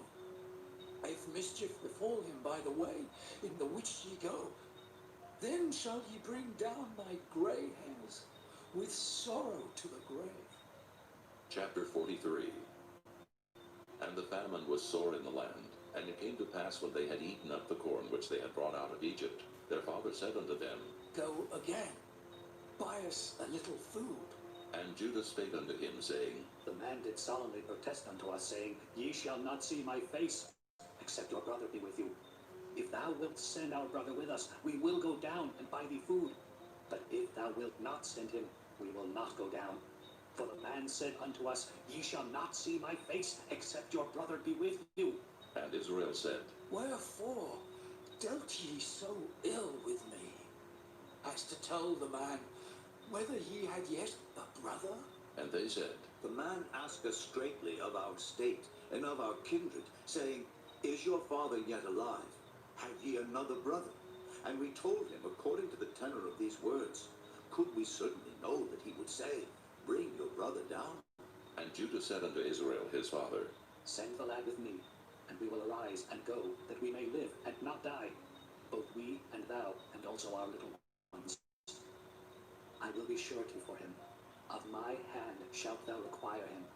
If I bring him not unto thee, and set him before thee, then let me bear the blame forever.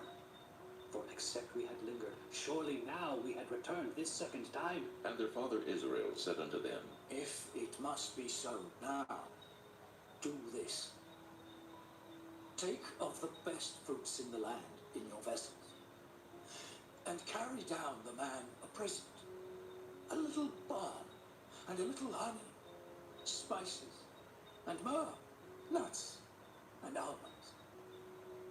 And take double money in your hand, and the money that was brought again in the mouth of your sacks, carry it again in your hand. Peradventure it was an oversight. Take also your brother, and arise, go again unto the man. And God Almighty give you mercy before the man, that he may send away your other brother and Benjamin. If I be bereaved of my children, I am bereaved. And the men took that present, and they took double money in their hand, and Benjamin, and rose up and went down to Egypt, and stood before Joseph. And when Joseph saw Benjamin with them, he said to the ruler of his house, Bring these men home and slay, and make ready, for these men shall dine with me at noon. And the man did as Joseph bade, and the man brought the men into Joseph's house. And the men were afraid, because they were brought into Joseph's house, and they said, Because of the money that was returned in our sacks at the first time are we brought in, that he may seek occasion against us, and fall upon us, and take us for bondmen, and our asses. And they came near to the steward of Joseph's house, and they communed with him at the door of the house, and said, Oh, sir, we came indeed down at the first time to buy food, and it came to pass, when we came to the inn, that we opened our sacks, and behold, every man's money was in the mouth of his sack, our money in full weight, and we have brought it again in our hand. And other money have we brought down in our hands to buy food. We cannot tell who put our money in our sacks. And he said, Peace be to you, fear not. Your God and the God of your father hath given you treasure in your sacks. I had your money. And he brought Simeon out unto them. And the man brought the men into Joseph's house, and gave them water, and they washed their feet. And he gave their asses provender. And they made ready the present against Joseph came at noon, for they heard that they should eat bread there. And when Joseph came home, they brought him the present which was in their hand into the house, and bowed themselves to him to the earth. And he asked them of their welfare, and said, Is your father well, the old man whom ye spake? Is he yet alive?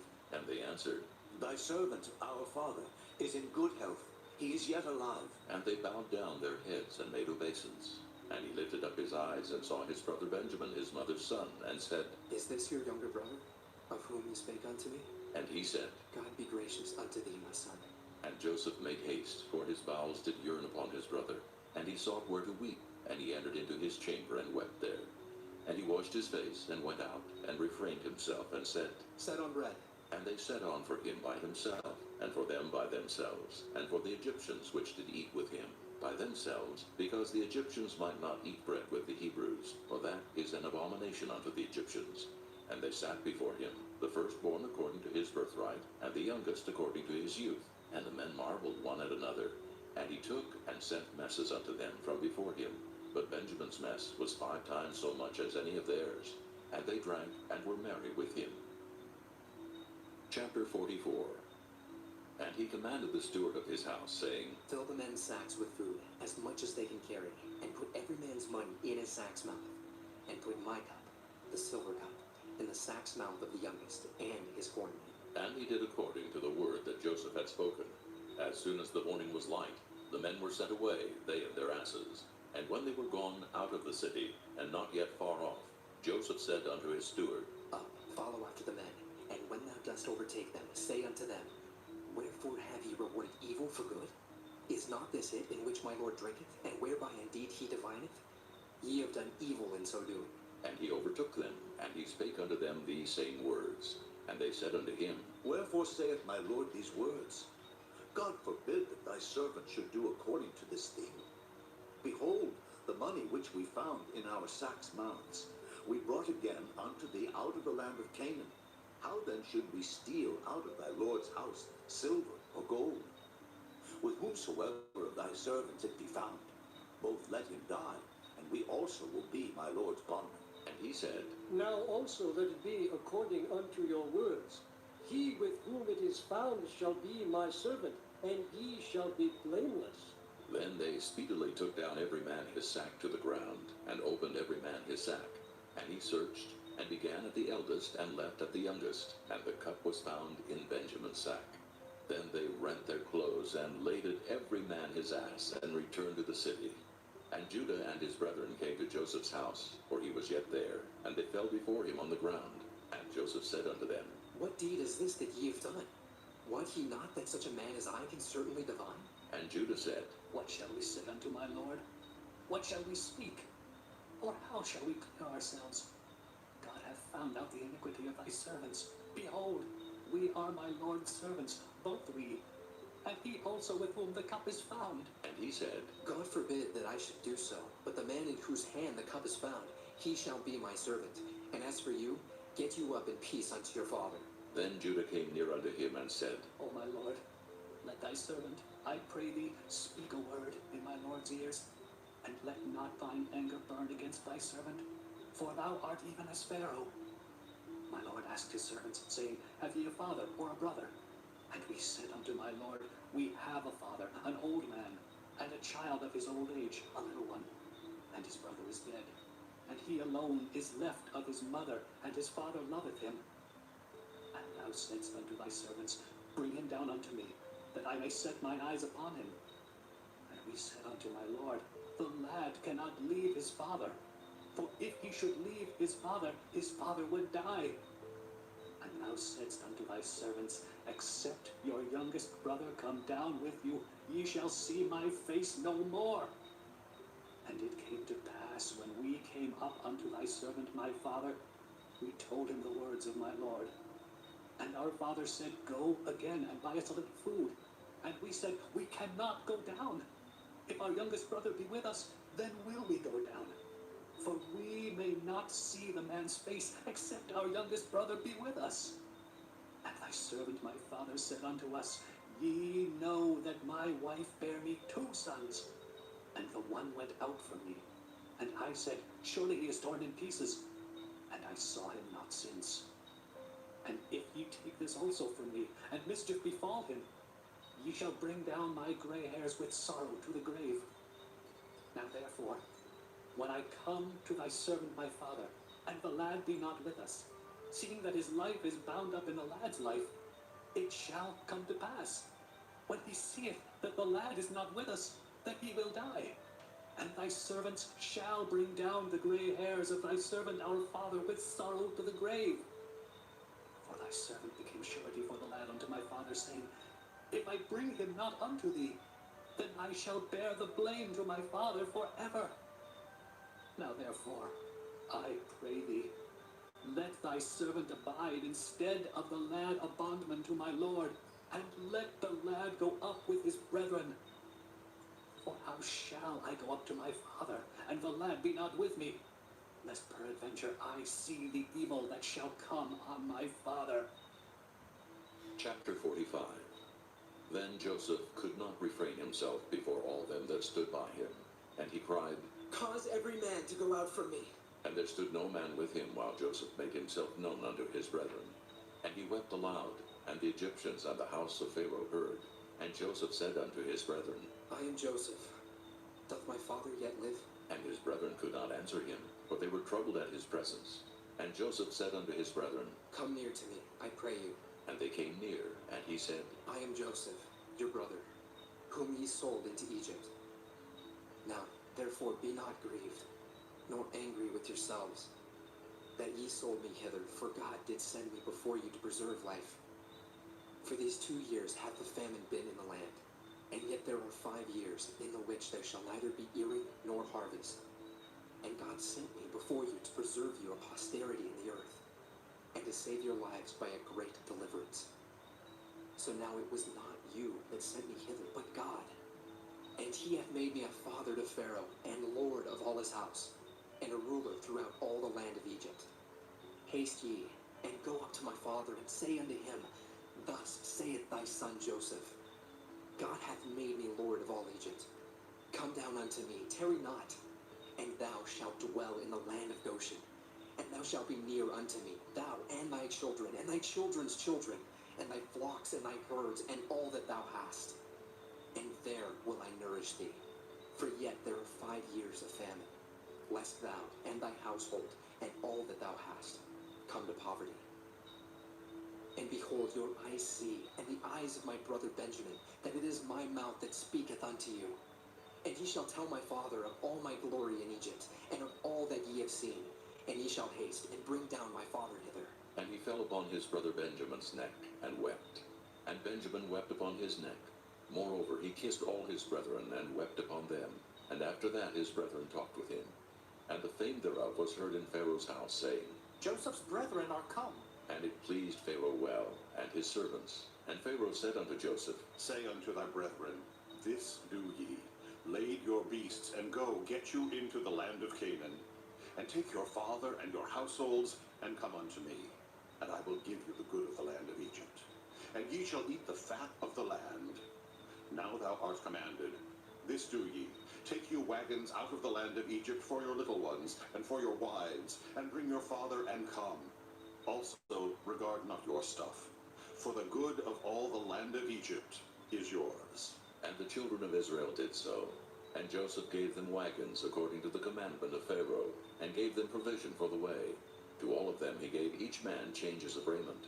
But to Benjamin he gave 300 pieces of silver, and 5 changes of raiment. And to his father he sent after this manner 10 asses laden with the good things of Egypt, and 10 she-asses laden with corn and bread and meat for his father by the way. So he sent his brethren away, and they departed, and he said unto them, See that ye fall not out by the way.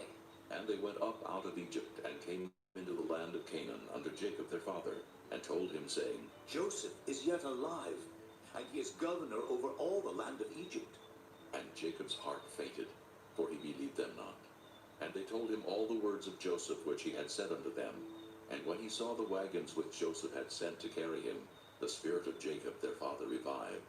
And Israel said, It is enough. Joseph, my son, is yet alive. I will go and see him before I die. Chapter 46. And Israel took his journey with all that he had, and came to Beersheba, and offered sacrifices unto the God of his father Isaac. And God spake unto Israel in the visions of the night, and said, Jacob, Jacob. And he said, Here am I. And he said, I am God, the God of thy father. Fear not to go down into Egypt, for I will there make of thee a great nation. I will go down with thee into Egypt, and I will also surely bring thee up again. And Joseph shall put his hand upon thine eyes. And Jacob rose up from Beersheba, and the sons of Israel carried Jacob their father, and their little ones, and their wives, in the wagons which Pharaoh had sent to carry him. And they took their cattle and their goods which they had gotten in the land of Canaan, and came into Egypt. Jacob and all his seed with him, his sons and his sons' sons with him, his daughters and his sons' daughters, and all his seed brought he with him into Egypt. And these are the names of the children of Israel which came into Egypt: Jacob and his sons, Reuben, Jacob's firstborn, and the sons of Reuben, Hanok, and Phalu, and Hezron, and Carmi, and the sons of Simeon, Jemuel, and Janaan, and Odad, and Jachin, and Zohar, and Shaul, the son of a Canaanitish woman, and the sons of Levi, Gershon, Kohath, and Merari, and the sons of Judah, and Onan, and Shelah, and Pharez, and Zerah. But and Onan died in the land of Canaan. And the sons of Pharez were Hezron, and Hamul, and the sons of Issachar, Tola, and Phuvah, and Job, and Shimron. And the sons of Zebulun, Sirid, and Elon, and Jaliel. These be the sons of Leah, which she bare unto Jacob in Padan Aram, with his daughter Dinah. All the souls of his sons and his daughters were 33. And the sons of Gad, Ziphion, and Hagi, Shunai, and Esbon, Eri, and Erodai, and Areli. And the sons of Asher, Jimnah, and Ishua, and Isui, and Beriah, and Sarah their sister. And the sons of Beriah, Heber, and Malchiel. These are the sons of Zilpah, whom Laban gave to Leah his daughter. And these she bare unto Jacob, even 16 souls, the sons of Rachel Jacob's wife, Joseph, and Benjamin. And under Joseph in the land of Egypt were born Manasseh and Ephraim, which Asenath, the daughter of Potipherah, priest of On, bare unto him. And the sons of Benjamin were Bela, and Becher, and Ashbel, Jerah, and Naaman, Ehi, and Rosh, Muppim, and Huppim, and Ard. These are the sons of Rachel, which were born to Jacob. All the souls were 14. And the sons of Dan, Hushim. And the sons of Naphtali, Jaziel, and Guni, and Jezer, and Shillem. These are the sons of Bilhah, which Laban gave unto Rachel his daughter, and she bare these unto Jacob. All the souls were 7. All the souls that came with Jacob into Egypt, which came out of his loins, besides Jacob's sons' wives, all the souls were 66. And the sons of Joseph, which were born him in Egypt, were 2 souls. All the souls of the house of Jacob, which came into Egypt, were 70. And he sent Judah before him unto Joseph, to direct his face unto Goshen. And they came into the land of Goshen. And Joseph made ready his chariot, and went up to meet Israel his father to Goshen, and presented himself unto him. And he fell on his neck, and wept on his neck a good while. And Israel said unto Joseph, Now let me die, since I have seen thy face, because thou art yet alive. And Joseph said unto his brethren, and unto his father's house, I will go up, and show Pharaoh, and say unto him, My brethren and my father's house, which were in the land of Canaan, are come unto me. And the men are shepherds, for their trade hath been to feed cattle. And they have brought their flocks, and their herds, and all that they have. And it shall come to pass, when Pharaoh shall call you, and shall say, What is your occupation? That ye shall say, Thy servant's trade hath been about cattle from our youth even until now, both we and also our fathers. That ye may dwell in the land of Goshen, for every shepherd is an abomination unto the Egyptians. Chapter 47. Then Joseph came and told Pharaoh and said, My father and my brethren, and their flocks and their herds, and all that they have, are come out of the land of Canaan. And, behold, they are in the land of Goshen. And he took some of his brethren, even 5 men, and presented them unto Pharaoh.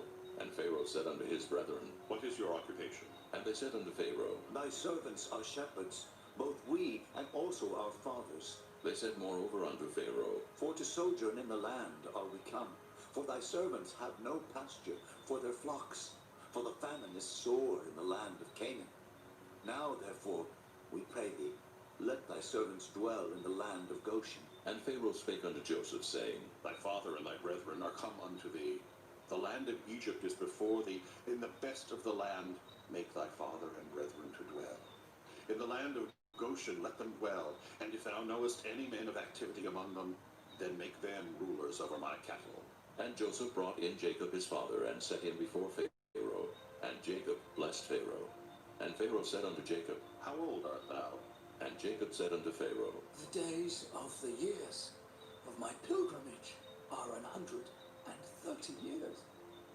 few and evil have the days of the years of my life been, and have not attained unto the days of the years of the life of my fathers in the days of their pilgrimage. And Jacob blessed Pharaoh, and went out from before Pharaoh. And Joseph placed his father and his brethren, and gave them a possession in the land of Egypt, in the best of the land, in the land of Ramesses, as Pharaoh had commanded. And Joseph nourished his father and his brethren, and all his father's household with bread, according to their families. And there was no bread in all the land, for the famine was very sore, so that the land of Egypt and all the land of Canaan fainted by reason of the famine. And Joseph gathered up all the money that was found in the land of Egypt and in the land of Canaan for the corn which they bought.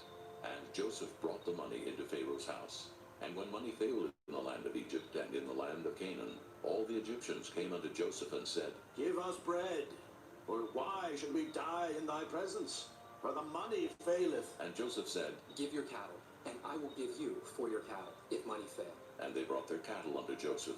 And Joseph gave them bread in exchange for horses, and for the flocks, and for the cattle of the herds, and for the asses. And he fed them with bread for all their cattle for that year. When that year was ended, they came unto him the second year, and said unto him, We will not hide it from my lord, how that our money is spent. My lord also hath our herds of cattle. There is not aught left in the sight of my lord, but our bodies and our lands. Wherefore shall we die before thine eyes, both we and our land? Buy us and our land for bread, and we and our land will be servants unto Pharaoh. And give us seed that we may live and not die, that the land be not desolate. And Joseph bought all the land of Egypt for Pharaoh, for the Egyptians sold every man his field, because the famine prevailed over them. So the land became Pharaoh's. And as for the people, he removed them to cities from one end of the borders of Egypt even to the other end thereof. Only the land of the priests bought he not, for the priests had a portion assigned them of Pharaoh, and did eat their portion which Pharaoh gave them. Wherefore they sold not their lands. Then Joseph said unto the people, Behold, I have bought you this day and your land for Pharaoh. Lo, here is seed for you, and ye shall sow the land. And it shall come to pass in the increase, that ye shall give the fifth part unto Pharaoh, and 4 parts shall be your own, for seed of the field, and for your food, and for them of your households, and for food for your little ones. And they said, Thou hast saved our lives. Let us find grace in the sight of my lord, and we will be Pharaoh's servants. And Joseph made it a law over the land of Egypt unto this day, that Pharaoh should have the 5th part, except the land of the priests only, which became not Pharaoh's. And Israel dwelt in the land of Egypt in the country of Goshen, and they had possessions therein, and grew and multiplied exceedingly. And Jacob lived in the land of Egypt 17 years, so the whole age of Jacob was 147 years. And the time drew nigh that Israel must die. And he called his son Joseph, and said unto him, If now I have found grace in thy sight, put, I pray thee, thy hand under my thigh, and deal kindly and truly with me. Bury me not, I pray thee, in Egypt, but I will lie with my fathers, and thou shalt carry me out of Egypt, and bury me in their burying place. And he said, I will do as thou hast said. And he said, Swear unto me. And he sware unto him, and Israel bowed himself upon the bed's head. Chapter 48. And it came to pass after these things, that one told Joseph, Behold, thy father is sick. And he took with him his 2 sons, Manasseh and Ephraim. And one told Jacob and said, Behold, thy son Joseph cometh unto thee. And Israel strengthened himself, and sat upon the bed. And Jacob said unto Joseph, God Almighty appeared unto me at last in the land of Canaan, and blessed me, and said unto me, Behold, I will make thee fruitful, and multiply thee, and I will make of thee a multitude of people, and will give this land to thy seed after thee, for an everlasting possession. And now thy 2 sons, Ephraim and Manasseh, which were born unto thee in the land of Egypt, before I came unto thee into Egypt, are mine. As Reuben and Simeon, they shall be mine. and thy issue, which thou begettest after them, shall be thine, and shall be called after the name of their brethren in their inheritance. And as for me, when I came from Padan, Rachel died by me in the land of Canaan in the way, when yet there was but a little way to come unto Ephrath. And I buried her there, in the way of Ephrath, the same is Bethlehem. And Israel beheld Joseph's sons, and said, Who are these? And Joseph said unto his father, They are my sons, whom God hath given me in this place. And he said, Bring them, I pray thee, unto me, and I will bless them. Now the eyes of Israel were dim for age, so that he could not see. And he brought them near unto him, and he kissed them, and embraced them. And Israel said unto Joseph, I had not thought to see thy face, and lo, God hath showed me also thy seed. And Joseph brought them out from between his knees, and he bowed himself with his face to the earth. And Joseph took them both, Ephraim in his right hand toward Israel's left hand, and Manasseh in his left hand toward Israel's right hand, and brought them near unto him. And Israel stretched out his right hand, and laid it upon Ephraim's head, who was the younger, and his left hand upon Manasseh's head, guiding his hands wittingly, for Manasseh was the firstborn. And he blessed Joseph, and said, God, before whom my fathers Abraham and Isaac did walk, the God which fed me all my life long unto this day, the angel which redeemed me from all evil, bless the lads, and let my name be named on them, and the name of my fathers Abraham and Isaac, and let them grow into a multitude in the midst of the earth. And when Joseph saw that his father laid his right hand upon the head of Ephraim, it displeased him, and he held up his father's hand to remove it from Ephraim's head unto Manasseh's head. And Joseph said unto his father, Not so, my father, for this is the firstborn. Put thy right hand upon his head. And his father refused, and said, I know it, my son, I know it. He also shall become a people, and he also shall be great. But truly, his younger brother shall be greater than he, and his seed shall become a multitude of nations. And he blessed them that day, saying, In thee shall Israel bless, saying, God make thee as Ephraim and as Manasseh. And he set Ephraim before Manasseh. And Israel said unto Joseph, Behold, I die, but God shall be with you, and bring you again unto the land of your fathers. Moreover, I have given to thee one portion above thy brethren, which I took out of the hand of the Amorite with my sword and with my bow. Chapter 49. And Jacob called unto his sons, and said, Gather yourselves together, that I may tell you that which shall befall you in the last days. Gather yourselves together, and hear, ye sons of Jacob, and hearken unto Israel your father. Reuben, thou art my firstborn, my might, and the beginning of my strength, the excellency of dignity, and the excellency of power. Unstable as water, thou shalt not excel. Because thou wentest up to thy father's bed, then defiledst thou it. He went up to my couch. Simeon and Levi are brethren, instruments of cruelty are in their habitations. O my soul, come not thou into their secret. Unto their assembly, mine honor, be not thou united. For in their anger they slew a man, and in their self-will they digged down a wall. Cursed be their anger, for it was fierce, and their wrath, for it was cruel. I will divide them in Jacob, and scatter them in Israel. Judah, thou art he whom thy brethren shall praise. Thy hand shall be in the neck of thine enemies. Thy father's children shall shall bow down before thee. Judah is a lion's whelp. From the prey, my son, thou art gone up. He stooped down. He couched as a lion. And as an old lion, who shall rouse him up? The scepter shall not depart from Judah, nor a lawgiver from between his feet, until Shiloh come. And unto him shall the gathering of the people be, binding his foal unto the vine, and his ass's colt unto the choice vine. He washed his garments in wine, and his clothes in the blood of grapes.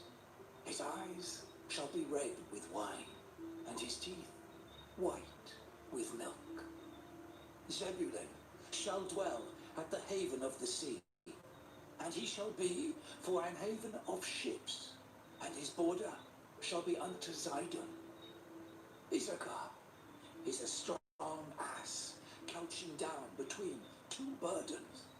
And he saw that rest was good, and the land that it was pleasant, and bowed his shoulder to bear, and became a servant unto tribute. Dan shall judge his people, as one of the tribes of Israel. Dan shall be a serpent by the way, an adder in the path, that biteth the horse heels, so that his rider shall fall backward. I have waited for thy salvation, O Lord. Gad, a troop shall overcome him, but he shall overcome at the last. Out of Asher his bread shall be fat, and he shall yield royal dainties. Naphtali is a hind let loose. He giveth goodly words. Joseph is a fruitful bough, even a fruitful bough by a well, whose branches run over the wall. The archers have sorely grieved him, and shot at him, and hated him. But his bow abode in strength, and the arms of his hands were made strong by the hands of the mighty God of Jacob. From thence is the shepherd, the stone of Israel, even by the God of thy father, who shall help thee, and by the Almighty, who shall bless thee with blessings of heaven above, blessings of the deep that lieth under, blessings of the breasts and of the womb. The blessings of thy father have prevailed above the blessings of my progenitors, unto the utmost bound of the everlasting hills. They shall be on the head of Joseph, and on the crown of the head of him that was separate from his brethren. Benjamin shall raven as a wolf. In the morning he shall devour the prey, and at night he shall divide the spoil. All these are the 12 tribes of Israel, and this is it that their father spake unto them, and blessed them. Every one according to his blessing he blessed them, and he charged them, and said unto them, I am to be gathered unto my people. Bury me with my fathers in the cave that is in the field of Ephron the Hittite, in the cave that is in the field of Machpelah, which is before Mamre, in the land of Canaan, which Abraham bought with the field of Ephron the Hittite, for a possession of a burying place. There they buried Abraham and Sarah his wife. There they buried Isaac and Rebekah his wife. And there I buried Leah. The purchase of the field and of the cave that is therein was from the children of Heth. And when Jacob had made an end of commanding his sons, he gathered up his feet into the bed, and yielded up the ghost, and was gathered unto his people. Chapter 50. And Joseph fell upon his father's face, and wept upon him, and kissed him. And Joseph commanded his servants, the physicians, to embalm his father. And the physicians embalmed Israel. And 40 days were fulfilled for him. For so are fulfilled the days of those which are embalmed. And the Egyptians mourned for him 60 days. And when the days of his mourning were past, Joseph spake unto the house of Pharaoh, saying, If now I have found grace in your eyes, speak, I pray you, in the ears of Pharaoh, saying, My father made me swear, saying, Lo, I die, in my grave which I have digged for me in the land of Canaan. There shalt thou bury me. Now therefore let me go up, I pray thee, and bury my father, and I will come again. And Pharaoh said, Go up, and bury thy father, according as he made thee swear. And Joseph went up to bury his father, and with him went up all the servants of Pharaoh, the elders of his house, and all the elders of the land of Egypt, and all the house of Joseph and his brethren and his father's house. Only their little ones and their flocks and their herds they left in the land of Goshen. And there went up with him both chariots and horsemen, and it was a very great company. And they came to the threshing floor of Atad, which is beyond Jordan. And there they mourned with a great and very sore lamentation. And he made a mourning for his father 7 days. And when the inhabitants of the land, the Canaanites, saw the mourning in the floor of Atad, they said, This is a grievous mourning to the Egyptians. Wherefore the name of it was called Abel Mizraim, which is beyond Jordan. And his sons did unto him according as he commanded them. For his sons carried him into the land of Canaan, and buried him in the cave of the field of Machpelah, which Abraham bought with the field for possession of the burying place of Ephron the Hittite, before Mamre. And Joseph returned into Egypt, he and his brethren, and all that went up with him to bury his father, after he had buried his father. And when Joseph's brethren saw that their father was dead, they said, Joseph will peradventure hate us, and will certainly requite us all the evil which we did unto him.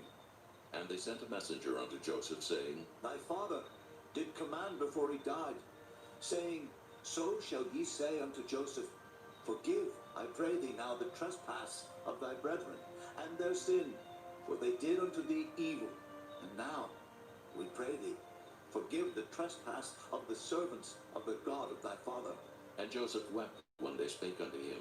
And his brethren also went and fell down before his face, and they said, Behold, we be thy servants. And Joseph said unto them, Fear not, for am I in the place of God? But as for you, ye thought evil against me. But God meant it unto good, to bring to pass as it is this day, to save much people alive. Now therefore fear ye not, I will nourish you, and your little ones. And he comforted them, and spake kindly unto them. And Joseph dwelt in Egypt, he and his father's house. And Joseph lived 110 years. And Joseph saw Ephraim's children of the 3rd generation. The children also of Machir, the son of Manasseh, were brought up upon Joseph's knees. And Joseph said unto his brethren, I die, and God will surely visit you, and bring you out of this land unto the land which he sware to Abraham, to Isaac, and to Jacob. And Joseph took an oath of the children of Israel, saying, God will surely visit you, and ye shall carry up my bones from hence. So Joseph died, being 110 years old, and they embalmed him, and he was put in a coffin in Egypt.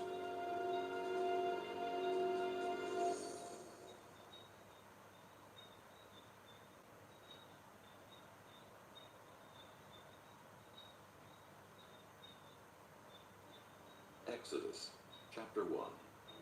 Now these are the names of the children of Israel which came into Egypt. Every man and his household came with Jacob. Reuben, Simeon, Levi, and Judah, Issachar, Zebulun, and Benjamin, Dan and Naphtali, Gad and Asher. And all the souls that came out of the loins of Jacob were 70 souls, for Joseph was in Egypt already. And Joseph died, and all his brethren, and all that generation. And the children of Israel were fruitful, and increased abundantly, and multiplied, and waxed exceedingly mighty. And the land was filled with them. Now there arose up a new king over Egypt, which knew not Joseph. And he said unto his people, Behold, the people of the children of Israel are more and mightier than we. Come on, let us deal wisely with them, lest they multiply. And it come to pass, that when there falleth out any war, they join also unto our enemies, and fight against us, and so get them up out of the land. Therefore set over them taskmasters to afflict them with their burdens. And they built for Pharaoh treasure cities, Pithom and Ramesses. But the more they afflicted them, the more they multiplied and grew, and they were grieved because of the children of Israel. And the Egyptians made the children of Israel to serve with rigor, and they made their lives bitter with hard bondage, in mortar and in brick, and in all manner of service in the field. All their service wherein they made them serve was with rigor. And the king of Egypt spake to the Hebrew midwives, of which the name of one was Shiphrah, and the name of the other Puah. And he said, When ye do the office of a midwife to the Hebrew women, and see them upon the stalls, if it be a son, then ye shall kill him. But if it be a daughter, then she shall live. But the midwives feared God, and did not as the king of Egypt commanded them, but saved the men children alive. And the king of Egypt called for the midwives, and said unto them, Why have ye done this thing, and have saved the men children alive? And the midwives said unto Pharaoh, Because the Hebrew women are not as the Egyptian women, for they are lively, and are delivered ere the midwives come in unto them. Therefore God dealt well with the midwives, and the people multiplied and waxed very mighty. And it came to pass, because the midwives feared God, that he made them houses. And Pharaoh charged all his people, saying, Every son that is born ye shall cast into the river, and every daughter ye shall save alive. Chapter 2. And there went a man of the house of Levi, and took to wife a daughter of Levi. And the woman conceived, and bare a son. And when she saw him that he was a goodly child, she hid him 3 months. And when she could no longer hide him, she took for him an ark of bulrushes, and daubed it with slime and with pitch, and put the child therein. And she laid it in the flags by the river's brink. And his sister stood afar off, to wit what would be done to him. And the daughter of Pharaoh came down to wash herself at the river, and her maidens walked along by the river's side. And when she saw the ark among the flags, she sent her maid to fetch it. And when she had opened it, she saw the child, and behold, the babe wept. And she had compassion on him, and said, This is one of the Hebrews' children. Then said his sister to Pharaoh's daughter, Shall I go and call to thee a nurse of the Hebrew women, that she may nurse the child for thee? And Pharaoh's daughter said to her, Go. And the maid went and called the child's mother. And Pharaoh's daughter said unto her, Take this child away, and nurse it for me, and I will give thee thy wages. And the woman took the child and nursed it. And the child grew, and she brought him unto Pharaoh's daughter, and he became her son. And she called his name Moses. And she said, Because I drew him out of the water. And it came to pass in those days, when Moses was grown, that he went out unto his brethren, and looked on their burdens. And he spied an Egyptian smiting an Hebrew, one of his brethren. And he looked this way and that way. And when he saw that there was no man, he slew the Egyptian, and hid him in the sand. And when he went out the second day, behold, 2 men of the Hebrews strove together. And he said to him that did the wrong, Wherefore smitest thou thy fellow? And he said, Who made thee a prince and a judge over us? Intendest thou to kill me as thou killedst the Egyptian? And Moses feared, and said, Surely this thing is known. Now when Pharaoh heard this thing, he sought to slay Moses. But Moses fled from the face of Pharaoh, and dwelt in the land of Midian. And he sat down by a well. Now the priest of Midian had 7 daughters, and they came and drew water, and filled the troughs to water their father's flock. And the shepherds came and drove them away. But Moses stood up and helped them, and watered their flock. And when they came to Reuel their father, he said, How is it that ye are come so soon today? And they said, An Egyptian delivered us out of the hand of the shepherds, and also drew water enough for us, and watered the flock. And he said unto his daughters, And where is he? Why is it that ye have left the man? Call him, that he may eat bread. And Moses was content to dwell with the man. And he gave Moses Zipporah his daughter, and she bare him a son. And he called his name Gershom, for he said, I have been a stranger in a strange land. And it came to pass in process of time, that the king of Egypt died, and the children of Israel sighed by reason of the bondage. And they cried, and their cry came up unto God by reason of the bondage. And God heard their groaning. And God remembered his covenant with Abraham, with Isaac, and with Jacob. And God looked upon the children of Israel, and God had respect unto them. Chapter 3. Now Moses kept the flock of Jethro his father-in-law, the priest of Midian. And he led the flock to the backside of the desert, and came to the mountain of God, even to Horeb. And the angel of the Lord appeared unto him in a flame of fire out of the midst of a bush. And he looked, and behold, the bush burned with fire, and the bush was not consumed. And Moses said, I will now turn aside and see this great sight, why the bush is not burnt. And when the Lord saw that he turned aside to see, God called unto him out of the midst of the bush, and said, Moses, Moses. And he said, Here am I. And he said, Draw not nigh hither. Put off thy shoes from off thy feet. For the place whereon thou standest is holy ground. Moreover he said, I am the God of thy father, the God of Abraham, the God of Isaac, and the God of Jacob. And Moses hid his face, for he was afraid to look upon God. And the Lord said, I have surely seen the affliction of my people which are in Egypt, and have heard their cry by reason of their taskmasters. For I know their sorrows, and I am come down to deliver them out of the hand of the Egyptians, and to bring them up out of that land, unto a good land and a large, unto a land flowing with milk and honey, unto the place of the Canaanites, and the Hittites, and the Amorites, and the Perizzites, and the Hivites, and the Jebusites. Now therefore, behold, the cry of the children of Israel is come unto me, and I have also seen the oppression wherewith the Egyptians oppress them. Come now therefore, and I will send thee unto Pharaoh, that thou mayest bring forth my people, the children of Israel, out of Egypt.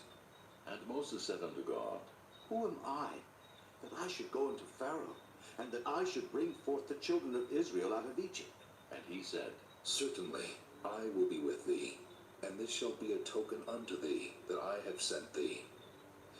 When thou hast brought forth the people out of Egypt, ye shall serve God upon this mountain. And Moses said unto God, Behold, when I come unto the children of Israel, and shall say unto them, The God of your fathers hath sent me unto you, and they shall say to me, What is his name? What shall I say unto them? And God said unto Moses, I am that I am. And he said, Thus shalt thou say unto the children of Israel, I am hath sent me unto you. And God said moreover unto Moses, Thus shalt thou say unto the children of Israel, The Lord God of your fathers, the God of Abraham, the God of Isaac, and the God of Jacob hath sent me unto you. This is my name forever, and this is my memorial unto all generations. Go and gather the elders of Israel together, and say unto them, The Lord God of your fathers, the God of Abraham, of Isaac, and of Jacob, appeared unto me, saying, I have surely visited you, and seen that which is done to you in Egypt. And I have said, I will bring you up out of the affliction of Egypt, unto the land of the Canaanites, and the Hittites, and the Amorites, and the Perizzites, and the Hivites, and the Jebusites, unto a land flowing with milk and honey. And they shall hearken to thy voice, and thou shalt come, thou and the elders of Israel, unto the king of Egypt, and ye shall say unto him, The Lord God of the Hebrews hath met with us, and now let us go. We beseech thee, 3 days' journey into the wilderness, that we may sacrifice to the Lord our God. And I am sure that the king of Egypt will not let you go, no, not by a mighty hand. And I will stretch out my hand, and smite Egypt with all my wonders, which I will do in the midst thereof. And after that he will let you go. And I will give this people favor in the sight of the Egyptians. And it shall come to pass, that when ye go, ye shall not go empty. But every woman shall borrow of her neighbor, and of her that sojourneth in her house, jewels of silver, and jewels of gold, and raiment. And ye shall put them upon your sons and upon your daughters, and ye shall spoil the Egyptians. Chapter 4. And Moses answered and said, But behold, they will not believe me, nor hearken unto my voice. For they will say, The Lord hath not appeared unto thee. And the Lord said unto him, What is that in thine hand? And he said, A rod. And he said, Cast it on the ground. And he cast it on the ground, and it became a serpent, and Moses fled from before it. And the Lord said unto Moses, Put forth thine hand, and take it by the tail. And he put forth his hand, and caught it, and it became a rod in his hand. that they may believe that the Lord God of their fathers, the God of Abraham, the God of Isaac, and the God of Jacob, hath appeared unto thee. And the Lord said furthermore unto him, Put now thine hand into thy bosom. And he put his hand into his bosom. And when he took it out, behold, his hand was leprous as snow. And he said, Put thine hand into thy bosom again. And he put his hand into his bosom again, and plucked it out of his bosom. And behold, it was turned again as his other flesh. And it shall come to pass, if they will not believe thee, neither hearken to the voice of the first sign, that they will believe the voice of the latter sign. And it shall come to pass, if they will not believe also these two signs, neither hearken unto thy voice, that thou shalt take of the water of the river, and pour it upon the dry land. And the water which thou takest out of the river shall become blood upon the dry land. And Moses said unto the Lord, O my Lord, I am not eloquent, neither heretofore nor since thou hast spoken unto thy servant, but I am slow of speech, and of a slow tongue. And the Lord said unto him, Who hath made man's mouth? Or who maketh the dumb or deaf, or the seen or the blind? Have not I the Lord?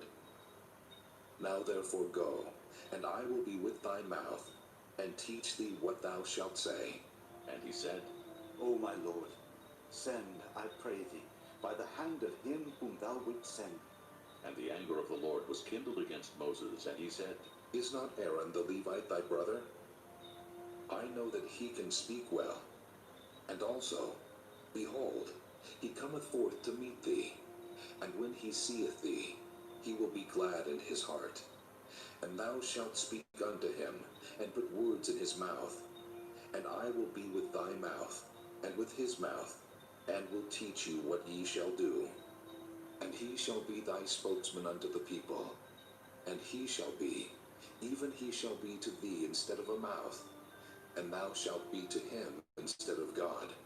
And thou shalt take this rod in thine hand, wherewith thou shalt do signs. And Moses went and returned to Jethro his father-in-law, and said unto him, Let me go, I pray thee, and return unto my brethren, which are in Egypt, and see whether they be yet alive. And Jethro said to Moses, Go in peace. And the Lord said unto Moses in Midian, Go, return into Egypt, for all the men are dead which sought thy life. And Moses took his wife and his sons, and set them upon an ass, and he returned to the land of Egypt. And Moses took the rod of God in his hand. And the Lord said unto Moses, When thou goest to return into Egypt, see that thou do all those wonders before Pharaoh, which I have put in thine hand. But I will harden his heart, that he shall not let the people go. And thou shalt say unto Pharaoh, Thus saith the Lord, Israel is my son, even my firstborn. And I say unto thee, Let my son go, that he may serve me. And if thou refuse to let him go, behold, I will slay thy son, even thy firstborn. And it came to pass by the way in the inn, that the Lord met him, and sought to kill him. Then Zipporah took a sharp stone, and cut off the foreskin of her son, and cast it at his feet, and said, Surely a bloody husband art thou to me. So he let him go. Then she said, A bloody husband thou art. Because of the circumcision. And the Lord said to Aaron, Go into the wilderness to meet Moses. And he went and met him in the mount of God, and kissed him. And Moses told Aaron all the words of the Lord who had sent him, and all the signs which he had commanded him. And Moses and Aaron went and gathered together all the elders of the children of Israel. And Aaron spake all the words which the Lord had spoken unto Moses, and did the signs in the sight of the people. And the people believed. And when they heard that the Lord had visited the children of Israel, and that he had looked upon their affliction, then they bowed their heads and worshipped. Chapter 5. And afterward Moses and Aaron went in and told Pharaoh, Thus saith the Lord God of Israel, Let my people go, that they may hold a feast unto me in the wilderness. And Pharaoh said, Who is the Lord, that I should obey his voice to let Israel go? I know not the Lord, neither will I let Israel go. And they said, The God of the Hebrews hath met with us. Let us go, we pray thee, 3 days' journey into the desert, and sacrifice unto the Lord our God, lest he fall upon us with pestilence or with the sword. And the king of Egypt said unto them, Wherefore do ye, Moses and Aaron, let the people from their works get you unto your burdens? And Pharaoh said, Behold, the people of the land now are many, and ye make them rest from their burdens. And Pharaoh commanded the same day the taskmasters of the people and their officers, saying, Ye shall no more give the people straw to make brick. As heretofore, let them go and gather straw for themselves. And the tale of the bricks, which they did make heretofore, ye shall lay upon them. Ye shall not diminish aught thereof, for they be idle. Therefore they cry, saying, Let us go and sacrifice to our God. Let their more work be laid upon the men, that they may labor therein, and let them not regard vain words. And the taskmasters of the people went out, and their officers, and they spake to the people, saying, Thus saith Pharaoh, I will not give you straw. Go ye, get you straw where ye can find it, yet not aught of your work shall be diminished. So the people were scattered abroad throughout all the land of Egypt to gather stubble instead of straw. And the taskmasters hasted them, saying, Fulfill your works, your daily tasks, as when there was straw. And the officers of the children of Israel, which Pharaoh's taskmasters had set over them, were beaten and demanded, Wherefore have ye not fulfilled your task in making brick both yesterday and today, as heretofore? Then the officers of the children of Israel came and cried unto Pharaoh, saying, Wherefore dealest thou thus with thy servants? There is no straw given unto thy servants, and they say to us, Make brick. And behold, thy servants are beaten, but the fault is in thine own people. But he said, Ye are idle. Ye are idle. Therefore ye say, Let us go and do sacrifice to the Lord. Go therefore now, and work. For there shall no straw be given you, yet shall ye deliver the tale of bricks. And the officers of the children of Israel did see that they were in evil case after it was said, Ye shall not diminish aught from your bricks or your daily task. And they met Moses and Aaron, who stood in the way as they came forth from Pharaoh. And they said unto them, The Lord look upon you and judge, because ye have made our savor to be abhorred in the eyes of Pharaoh, and in the eyes of his servants to put a sword in their hand to slay us. And Moses returned unto the Lord and said, Lord, wherefore hast thou so evil entreated this people? Why is it that thou hast sent me? For since I came to Pharaoh to speak in thy name, he hath done evil to this people. Neither hast thou delivered thy people at all. Chapter 6. Then the Lord said unto Moses, Now shalt thou see what I will do to Pharaoh. For with a strong hand shall he let them go, and with a strong hand shall he drive them out of his land. And God spake unto Moses, and said unto him, I am the Lord, and I appeared unto Abraham, unto Isaac, and unto Jacob by the name of God Almighty. But by my name Jehovah was I not known to them. And I have also established my covenant with them, to give them the land of Canaan, the land of their pilgrimage, wherein they were strangers. And I have also heard the groaning of the children of Israel, whom the Egyptians keep in bondage, and I have remembered my covenant. Wherefore say unto the children of Israel, I am the Lord, and I will bring you out from under the burdens of the Egyptians, and I will rid you out of their bondage, and I will redeem you with a stretched out arm, and with great judgments. And I will take you to me for a people, and I will be to you a God. And ye shall know that I am the Lord your God, which bringeth you out from under the burdens of the Egyptians. And I will bring you in unto the land, concerning the which I did swear to give it to Abraham, to Isaac, and to Jacob. And I will give it you for an heritage. I am the Lord. And Moses spake so unto the children of Israel. But they hearkened not unto Moses for anguish of spirit and for cruel bondage. And the Lord spake unto Moses, saying, Go in, speak unto Pharaoh king of Egypt, that he let the children of Israel go out of his land. And Moses spake before the Lord, saying, Behold, the children of Israel have not hearkened unto me. How then shall Pharaoh hear me, who am of uncircumcised lips? And the Lord spake unto Moses and unto Aaron, and gave them a charge unto the children of Israel, and unto Pharaoh king of Egypt, to bring the children of Israel out of the land of Egypt. These be the heads of their fathers' houses. The sons of Reuben, the firstborn of Israel, Hanok, and Palu, Hezron, and Carmi. These be the families of Reuben.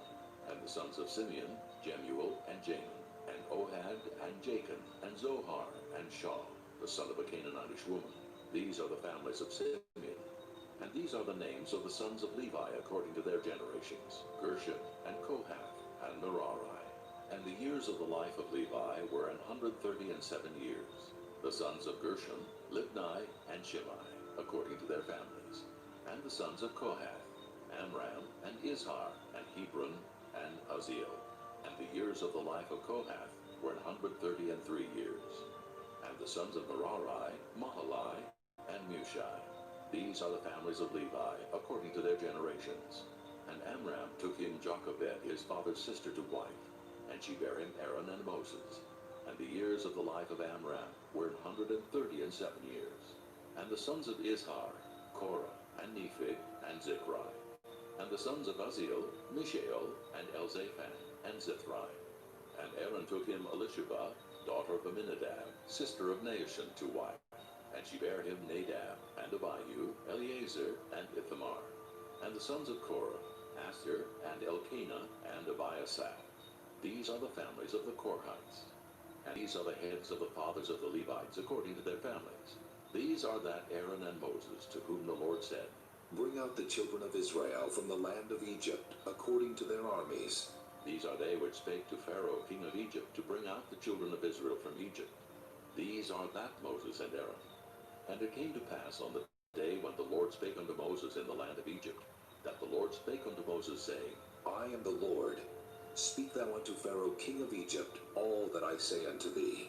And Moses said before the Lord, Behold, I am of uncircumcised lips, and how shall Pharaoh hearken unto me? Chapter 7. And the Lord said unto Moses, See, I have made thee a god to Pharaoh, and Aaron thy brother shall be thy prophet. Thou shalt speak all that I command thee, and Aaron thy brother shall speak unto Pharaoh, that he send the children of Israel out of his land. And I will harden Pharaoh's heart, and multiply my signs and my wonders in the land of Egypt. But Pharaoh shall not hearken unto you, that I may lay my hand upon Egypt, and bring forth mine armies, and my people, the children of Israel, out of the land of Egypt by great judgments. And the Egyptians shall know that I am the Lord, when I stretch forth mine hand upon Egypt, and bring out the children of Israel from among them. And Moses and Aaron did as the Lord commanded them, so did they. And Moses was 80 years old, and Aaron 83 years old, when they spake unto Pharaoh. And the Lord spake unto Moses and unto Aaron, saying, When Pharaoh shall speak unto you, saying, Show a miracle for you, then thou shalt say unto Aaron, Take thy rod, and cast it before Pharaoh, and it shall become a serpent. And Moses and Aaron went in unto Pharaoh, and they did so as the Lord had commanded. And Aaron cast down his rod before Pharaoh, and before his servants, and it became a serpent. Then Pharaoh also called the wise men and the sorcerers. Now the magicians of Egypt, they also did in like manner with their enchantments. For they cast down every man his rod, and they became serpents. But Aaron's rod swallowed up their rods. And he hardened Pharaoh's heart, that he hearkened not unto them, as the Lord had said. And the Lord said unto Moses, Pharaoh's heart is hardened. He refuseth to let the people go. Get thee unto Pharaoh in the morning. Lo, he goeth out unto the water. And thou shalt stand by the river's brink against Hecom. And the rod which was turned to a serpent shalt thou take in thine hand. And thou shalt say unto him, The Lord God of the Hebrews hath sent me unto thee, saying, Let my people go, that they may serve me in the wilderness. And behold, hitherto thou wouldest not hear. Thus saith the Lord, In this thou shalt know that I am the Lord. Behold, I will smite with the rod that is in mine hand upon the waters which are in the river, and they shall be turned to blood. And the fish that is in the river shall die, and the river shall stink, and the Egyptians shall loathe to drink of the water of the river. And the Lord spake unto Moses, Say unto Aaron, Take thy rod, and stretch out thine hand upon the waters of Egypt, upon their streams, upon their rivers, and upon their ponds, and upon all their pools of water, that they may become blood, and that there may be blood throughout all the land of Egypt, both in vessels of wood and in vessels of stone. And Moses and Aaron did so as the Lord commanded. And he lifted up the rod, and smote the waters that were in the river in the sight of Pharaoh, and in the sight of his servants. And all the waters that were in the river were turned to blood, and the fish that was in the river died.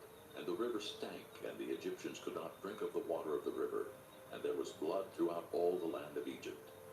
And the magicians of Egypt did so with their enchantments, and Pharaoh's heart was hardened. Neither did he hearken unto them, as the Lord had said. And Pharaoh turned and went into his house. Neither did he set his heart to this also. And all the Egyptians digged round about the river for water to drink, for they could not drink of the water of the river. And 7 days were fulfilled after that the Lord had smitten the river. Chapter 8.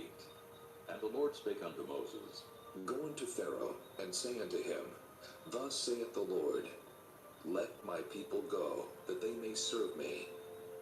And if thou refuse to let them go, behold, I will smite all thy borders with frogs, and the river shall bring forth frogs abundantly, which shall go up and come into thine house, and into thy bedchamber, and upon thy bed, and into the house of thy servants, and upon thy people, and into thine ovens, and into thy kneading troughs. And the frogs shall come up both on thee, and upon thy people, and upon all thy servants. And the Lord spake unto Moses, Say unto Aaron, Stretch forth thine hand with thy rod over the streams, over the rivers, and over the ponds, and cause frogs to come up upon the land of Egypt. And Aaron stretched out his hand over the waters of Egypt, and the frogs came up and covered the land of Egypt. And the magicians did so with their enchantments, and brought up frogs upon the land of Egypt. Then Pharaoh called for Moses and Aaron, and said, Entreat the Lord, that he may take away the frogs from me and from my people. And I will let the people go, that they may do sacrifice unto the Lord. And Moses said unto Pharaoh, Glory over me. When shall I entreat for thee, and for thy servants, and for thy people, to destroy the frogs from thee and thy houses, that they may remain in the river only? And he said, Tomorrow. And he said, Be it according to thy word, that thou mayest know that there is none like unto the Lord our God. And the frogs shall depart from thee, and from thy houses, and from thy servants, and from thy people. They shall remain in the river only. And Moses and Aaron went out from Pharaoh, and Moses cried unto the Lord because of the frogs which he had brought against Pharaoh. And the Lord did according to the word of Moses, and the frogs died out of the houses, out of the villages, and out of the fields. And they gathered them together upon heaps, and the land stank. But when Pharaoh saw that there was respite, he hardened his heart, and hearkened not unto them as the Lord had said. And the Lord said unto Moses, Say unto Aaron, Stretch out thy rod, and smite the dust of the land, that it may become lice throughout all the land of Egypt. And they did so. For Aaron stretched out his hand with his rod, and smote the dust of the earth, and it became lice in man and in beast. All the dust of the land became lice throughout all the land of Egypt. And the magicians did so with their enchantments to bring forth lice, but they could not. So there were lice upon man and upon beast. Then the magician said unto Pharaoh, This is the finger of God. And Pharaoh's heart was hardened, and he hearkened not unto them as the Lord had said. And the Lord said unto Moses, Rise up early in the morning, and stand before Pharaoh. Lo, he cometh forth to the water, and say unto him, Thus saith the Lord, Let my people go, that they may serve me. Else, if thou wilt not let my people go, behold, I will send swarms of flies upon thee, and upon thy servants, and upon thy people, and into thy houses, and the houses of the Egyptians shall be full of swarms of flies, and also the ground whereon they are. And I will sever in that day the land of Goshen, in which my people dwell, that no swarms of flies shall be there. To the end thou mayest know that I am the Lord in the midst of the earth. And I will put a division between my people and thy people. Tomorrow shall this sign be. And the Lord did so. And there came a grievous swarm of flies into the house of Pharaoh, and into his servants' houses, and into all the land of Egypt. The land was corrupted by reason of the swarm of flies. And Pharaoh called for Moses and for Aaron, and said, Go ye, sacrifice to your God in the land. And Moses said, It is not meet so to do, for we shall sacrifice the abomination of the Egyptians to the Lord our God. Lo, shall we sacrifice the abomination of the Egyptians before their eyes? And will they not stone us?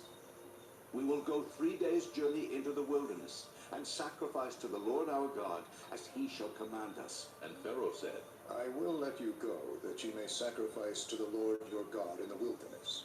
Only ye shall not go very far away. Entreat for me. And Moses said, Behold, I go up from thee, and I will entreat the Lord that the swarms of flies may depart from Pharaoh, from his servants, and from his people, tomorrow. But let not Pharaoh deal deceitfully any more, in not letting the people go to sacrifice to the Lord. And Moses went out from Pharaoh and entreated the Lord. And the Lord did according to the word of Moses, and he removed the swarms of flies.